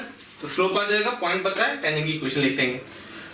ये पता है थीटा अगर आ गया तो हम पैरामेट्रिकली इतने डिस्टेंस पे जाकर के 2 थीटा पे इसके कोऑर्डिनेट P2 लिख देंगे। तो बात आती है how to calculate tan theta. तो tan थीटा यही फोटो से देखिए। तो अगर आप फोटो से tan थीटा देखेंगे तो आपके पास जो tan थीटा आएगा वो आएगा ये डिस्टेंस अपॉन ये डिस्टेंस, तो P1 upon C1P, P1 upon CP1। P1 का मतलब हो गया 6/4, तो अल्टीमेटली आ गया 3/2। और हमें बात करनी है tan 2 थीटा की, तो यहां से हम tan 2 थीटा का फॉर्मूला लगाएंगे। तो tan 2 थीटा हमारा निकल के आएगा 2 tan theta 2 × 3/2 upon 1 minus tan square theta 9/4। तो यहां से tan 2 थीटा निकल के आ जाएगा and that tan 2 theta should be come out to be, 2 से 2 कट गया 3 आ जाएगा, 4 आ जाएगा, 12 माइनस का 12 बटे 5 आ जाएगा tan 2 थीटा। अब अगर tan 2 थीटा आ गया माइनस का 12/5, tan 2 थीटा आ गया माइनस का 12/5, तो ये एंगल मुझे पता चल चुका है इससे इतना डिस्टेंस पे। तो यहां से मैं tan 2 थीटा का हमें पता है, तो हम P2 के जब कोऑर्डिनेट लिखेंगे तो P2 के कोऑर्डिनेट क्या लिख रहे हैं, P2 कोऑर्डिनेट लिख रहे हैं हम पैरामेट्रिकली लिख रहे हैं, इस पॉइंट से इतने डिस्टेंस पे ऊपर जाके P2 के कोऑर्डिनेट लिखना। तो 3 + 4 cos 2 theta comma -2 + 4 sin 2 theta. अब अगर आपके पास tan 2 थीटा निगेटिव था, इतना तो श्योर है कि sin 2 थीटा पॉजिटिव होगा और cos 2 थीटा निगेटिव होगा, ये भी श्योर है, करेक्ट है। ये निगेटिव आएगा और वो पॉजिटिव आएगा। 12/5 है तो ये बन जाएगा आपका 12/13 और ये बन जाएगा 5/13। तो यहां से आपके पास P2 के कोऑर्डिनेट आ जाएंगे। P2 के कोऑर्डिनेट क्या आ जाएंगे, P2 के कोऑर्डिनेट आ जाएंगे 3 -20/13 कॉमा -2 + 48/13। सिंप्लीफाई कर दीजिएगा, P2 के कोऑर्डिनेट आ जाएंगे, जो भी आ जाएंगे कैलकुलेशन में छोड़ रहा हूं। P2 आते ही आप P2 से आप T2 लिख देंगे, T2 आ गया मतलब टेंजेंट सेकंड आ गई, पॉइंट सेकंड आ गया, टेंजेंट फर्स्ट आ गई, पॉइंट फर्स्ट आ गया। तो ये जो क्वेश्चन किया है मैंने आपको, ये एक फुल लेंथ प्रॉब्लम है। इसका कोई भी एक हिस्सा मतलब आउटसाइड पॉइंट से अगर टेंजेंट निकालनी होती है तो ज्योमेट्रिकली कैसे करते हैं मैं वो बात कर रहा हूं। बिना ज्योमेट्रिकली अगर आपको करना है तो इसका एक मेथड 2 भी होता है। उसमें क्या करना, इस पॉइंट से m स्लोप की टेंजेंट लिखना और इस सर्कल से कंडीशन ऑफ टेंजेंसी लगा देना। कंडीशन ऑफ टेंजेंसी लगाओगे m की 2 वैल्यूज आएंगी, एक इन्फिनेटिव आएगी और एक ये वाली आएगी जो इसका स्लोप होगा, जो कि यहाँ पे आपको दिख जाएगा 5/12 या 12/5 कुछ आता है, 5/12 शायद आएगा। कंफर्टेबल है? तो इस तरीके से मैंने आपको टेंजेंट नॉर्मल पे कुछ क्वेश्चन करा दी। चलिए अब आगे बढ़ते हैं। ओके, सो मेरे प्यारे बच्चों चलिए आगे बढ़ते हैं। The next article what we are covering over here is equation of the chord joining P alpha and Q beta। Circle याद रखना, जितने भी रिजल्ट्स बोर्ड पे लिखे हैं अगला जो मैं आगे कराऊंगा उसके लिए सबके लिए सर्किल मैं स्टैंडर्ड ले रहा हूं। वो सर्किल अपने पास है x² + y² = a²। इस स्टैंडर्ड सर्किल के रिस्पेक्ट में मैं सारी बातें करूंगा, इस स्टैंडर्ड सर्किल के रिस्पेक्ट में सारे डेरिवेशन करूंगा, इस स्टैंडर्ड सर्किल के रिस्पेक्ट में सब कुछ आपको बताने जा रहा हूं। करेक्ट है? चलिए, तो सर्किल दिया गया था आपको x² + y² = a²। अब बात आती है कि जब सर्किल मिला तो मैं बहुत सारी चीजें हमारे दिमाग में आती है, क्या होगा, कैसे होगा, सब कुछ। तो सबसे पहले बात आती है equation of the chord joining P alpha and Q beta। बात आ रही what is the meaning of P alpha and Q beta of this particular circle. तो इस सर्किल पे मैंने 2 पॉइंट ले रखे हैं, P alpha और Q beta, इससे बनने वाली कॉर्ड की इक्वेशन। तो क्या मैं आपसे P alpha और Q beta के कोऑर्डिनेट एक्सपेक्ट कर सकता हूं? बिल्कुल कर सकता हूं। P alpha का कोऑर्डिनेट क्या होगा? a cos alpha, a sin alpha, और Q beta का कोऑर्डिनेट क्या होगा? a cos beta and b sin beta। Clear? क्या 2 पॉइंट पता है तो लाइन की इक्वेशन निकाल लेंगे, 2D का फॉर्मूला लगा, 2 पॉइंट फॉर्मूला लगा करके बिल्कुल लगा लेंगे। तो ये डेरिवेशन आ जाता है और इसकी इक्वेशन आती है x/a cos of alpha + beta/2 + y/a sin of alpha + beta/2 = cos of alpha - beta/2।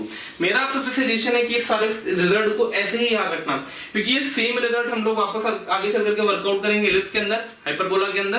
तो जब मैं उस समय बताऊंगा तो आपको ये रिकॉल करना कंफर्टेबल रहेगा। क्लियर? तो नेक्स्ट पॉइंट हमारे पास आता है लेंथ ऑफ द टेंजेंट। किसी भी आउटसाइड पॉइंट से अगर किसी सर्किल पे हमने टेंजेंट ड्रॉ करी तो इसकी कुछ लेंथ आती है। फोटो में देखिए PT को रिप्रेजेंट कर रहा है, लेंथ ऑफ द टेंजेंट। ये रेडियस के बराबर है, ये P point alpha comma beta है, सर्किल का सेंटर 0,0 है, तो पाइथागोरस थ्योरम लगा देंगे तो LT की वैल्यू आ जाएगी √α² + β² - a²। अभी जो α² + β² - a² है, इसको हम थोड़ा सा लिखने का ढंग है। तो अगर मैं सर्किल की इक्वेशन को एक्सप्रेशन बनाना चाहूं तो इस इक्वेशन को -a² लिख करके = 0 लिख देता हूं। अब ये जो माइनस का a² लिखा तो जिसका लेफ्ट हैंड साइड बैठा हुआ है x² + y² - a², इसमें अगर आप अल्फा बीटा रखेंगे तो आपकी ये एक्सप्रेशन बन के आ जाएगी α² + β² - a²।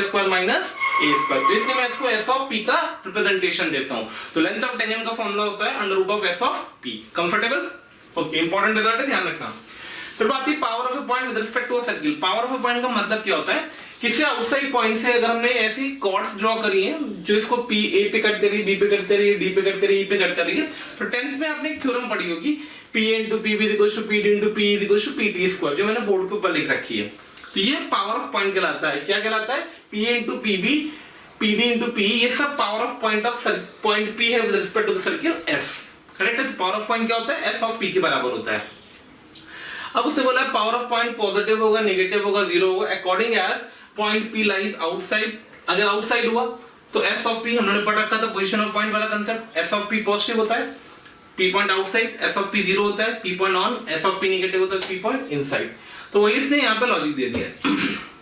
फिर बात आती है equation of the chord of a circle with a given middle point. किसी सर्किल जिसका मिडिल पॉइंट पता है, ये सारे रिजल्ट्स इंपॉर्टेंट है, ध्यान रखना, पावर ऑफ पॉइंट भी इंपॉर्टेंट है, मस्ट रिमेंबर, ठीक है। तो कोई कॉर्ड की इक्वेशन निकालनी है, ए बी कॉर्ड की, जिसका मिडिल पॉइंट पता है, ये जनरल है, जनरल मतलब पैराबोला में भी ये लगेगी, एलिप्स में भी ये लगेगी, हाइपरबोला में भी ये लगेगी, करेक्ट है। तो ये जनरल अपने पास है, क्लियर। तो अगर मुझे एम पॉइंट पता है x1 y1, तो मुझे एबी की इक्वेशन चाहिए। सर्किल पता है, ये सेंटर पता है, रेडियस पता है, इस लाइन का स्लोप आ जाएगा cm का, इसके परपेंडिकुलर लाइन का स्लोप आ जाएगा, एम पॉइंट पता है, लाइन की इक्वेशन लिख लोगे, उसका फॉर्मूला आता है t = this is the learning way. t is the tangent expression at the point m on the circle s = 0 and s1 is same as s of p अगर point p को satisfy कर। देखिए मैंने नीचे लिख भी दिया है, t क्या रिप्रेजेंट कर रहा है, टेंजेंट की एक्सप्रेशन, इस सर्किल की इस पॉइंट पे टेंजेंट की एक्सप्रेशन बोलो तो आप बोलोगे x1 + y1 - a²। इस पॉइंट की इस सर्किल पे एक्सप्रेशन बोलो तो पॉइंट सर्किल की एक्सप्रेशन हो जाएगी x1² + y1² - a²। तो t = s1 is the standard result with a chord with a given middle point। Clear है। चलिए आगे बढ़ते हैं। ओके चलिए तो मेरे प्यारे बच्चों आगे बढ़ते हैं। The next article what we are covering today is equation of chord of contact of a circle, of a parabola, of an ellipse, of an hyperbola, anything। कुछ भी हो, कोई भी कर्व हो, सर्किल हो, पैराबोला, जैसे कोई इक्वेशन का फॉर्मेट इसी तरीके से डराइव होता है। तो किसी भी आउटसाइड पॉइंट से जो आप पेयर ऑफ टेंजेंट ड्रॉ कर रहे हैं पी ए और पी बी, तो ए और बी को जो ज्वाइन करने वाली लाइन होती है वो कहलाती है हमारी chord of contact. Chord of contact short में क्या बोलते हैं, सीओसी। डेरिवेशन इसका वाहियात है, महावाहियात है। I am not going to discuss about the derivation of this one, I just have to be right on the equation of AB. क्या आती है, वो आती है x1 + y1 - a² = 0। आप लोगों ने इक्वेशन पहले भी देख रखी थी, बिल्कुल देख रखी थी, उसका फॉर्मेट क्या वो मैं आपको एक्सप्लेन कर रहा हूँ। इसको याद करने के लिए हम लोग COC AB क्या होती है, AB is the chord of contact of the circle S = 0 with respect to the point P x1 y1, ठीक है। वो आती है x1 + y1 - a² = 0। फॉर्मूला लिख लेते हैं COC = AB, T = 0। याद करने का तरीका क्योंकि टेंजेंट की इक्वेशन हमें याद होती है। ये जो इक्वेशन 1 है हमारी, इस इक्वेशन 1 को हम लोग तीन तरीके से दिमाग में रखेंगे। पहले यही इक्वेशन टेंजेंट की होती है, यही इक्वेशन कॉर्ड ऑफ कॉन्टैक्ट की होती है और यही इक्वेशन पोलर की होती है। Polar is not in our syllabus, तो ठीक है मैं उसका ज्यादा डिस्कशन बिल्कुल नहीं करूंगा, बस मेंशन करके मैंने छोड़ दिया। बात आती है टेंजेंट की, तो x1 + y1 - a² = 0 is the equation of tangent. बिल्कुल है, कब है, जब पॉइंट P कहां हो, सर्किल पे हो। अगर ये पॉइंट यहां बैठ गया तो जो टेंजेंट बनेगी उसकी इक्वेशन ये होगी। तो equation 1 x1 + y1 - a² = 0 will represent a tangent when P lies on S = 0। P lies on S = 0, correct है। यही इक्वेशन कॉर्ड ऑफ कॉन्टैक्ट की होगी, कब होगी, जब P पॉइंट कहां हो, आउटसाइड हो। तो P कहां हो, out of S = 0, out of S = 0। And third condition polar है, चाहे P लाइज करे इन पे, ऑन पे, इनसाइड हो, आउटसाइड हो, कहीं पे भी हो, तो पोलर की इक्वेशन होती है। पोल पोलर क्या होता है वो अपने सिलेबस में नहीं है। फिर एक पॉइंट आता है इंपॉर्टेंट है, ध्यान रखना है इसको, रिजल्ट की तरह भी याद रखना, याद होना चाहिए, मतलब याद होना चाहिए, ठीक है। कि अगर हमने PR और Q पे टेंजेंट ड्रॉ करी तो उन्होंने मीट किया H, K पे, तो H और K की कोऑर्डिनेट अल्फा बीटा के टर्म्स पे निकालना है। कैसे करते हैं ये थोड़ा सा मैं डेरिवेशन समझा देता हूं आपको। अपने आप में एक कंसेप्ट है छोटा सा, तो इसकी इक्वेशन का डेरिवेशन होता कैसे वो समझ लीजिएगा। हाँ भाई, तो बात कर रहे हैं कि अगर हमने P पॉइंट से दो टेंजेंट P पॉइंट से टेंजेंट ड्रॉ करी है PR एंड PQ, तो R अल्फा और Q बीटा के रिस्पेक्ट में जो पॉइंट ऑफ इंटरसेक्शन आ रहा है उसकी क्या कोऑर्डिनेट होंगे, कैसे निकलते हैं वो सब चीजें। तो जरा ध्यान से ऑब्जर्व करना, तो P के रिस्पेक्ट में RQ COC होगी और RQ chord joining P alpha and Q beta होगी। तो दोनों की इक्वेशन को हम लोग यहाँ इंटरप्रेट कर रहे हैं, ठीक है। क्या कर रहे हैं, इंटरप्रेट कर रहे हैं। कैसे इंटरप्रेट कर रहे हैं ये देखते हैं। तो सबसे पहले हमने बात करी RQ, वर्क कैसे कर रही है, COC। तो अगर इस पॉइंट के रिस्पेक्ट में इस सर्किल की COC थी तो इसकी इक्वेशन बन जाएगी HX + KY = A²। इक्वेशन 1 लिख करके छोड़ दिया। और ऐसे ही दोबारा मैंने आरक्यू को देखा तो मैंने देखा ये कॉर्ड है। कॉर्ड कौन सी? जो आर एल्फा और क्यू बीटा को ज्वाइन करती है। इसकी इक्वेशन क्या होगी? तो इसकी इक्वेशन हो जाएगी x cos alpha plus beta by 2 plus y sine alpha plus beta by 2 is equals to cos of alpha minus beta by 2 by a. इसकी इक्वेशन 2 डाल दिया। 1 और 2 सेम है, कंपेयर कर दो।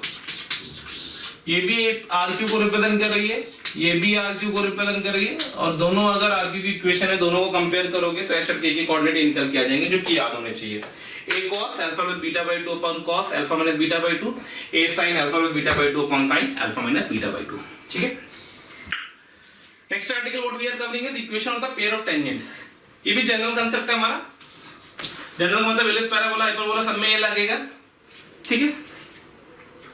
तो किसी भी आउटसाइड पॉइंट से अगर अपन ने पेयर ऑफ टेंजेंट ड्रॉ करी किसी सर्किल पे P A and P B, circle equation x square plus Y square minus a square, और मैंने दो टेंजेंट ड्रॉ करी पी एंड पी बी, तो पी ए और पी बी की जो जॉइंट इक्वेशन आएगी, पी और पी बी की जो जॉइंट इक्वेशन आएगी, पी एंड पी बी की जो जॉइंट इक्वेशन आएगी, उसका फॉर्मेट होता है S1 = t square. Again I am not going for the derivation.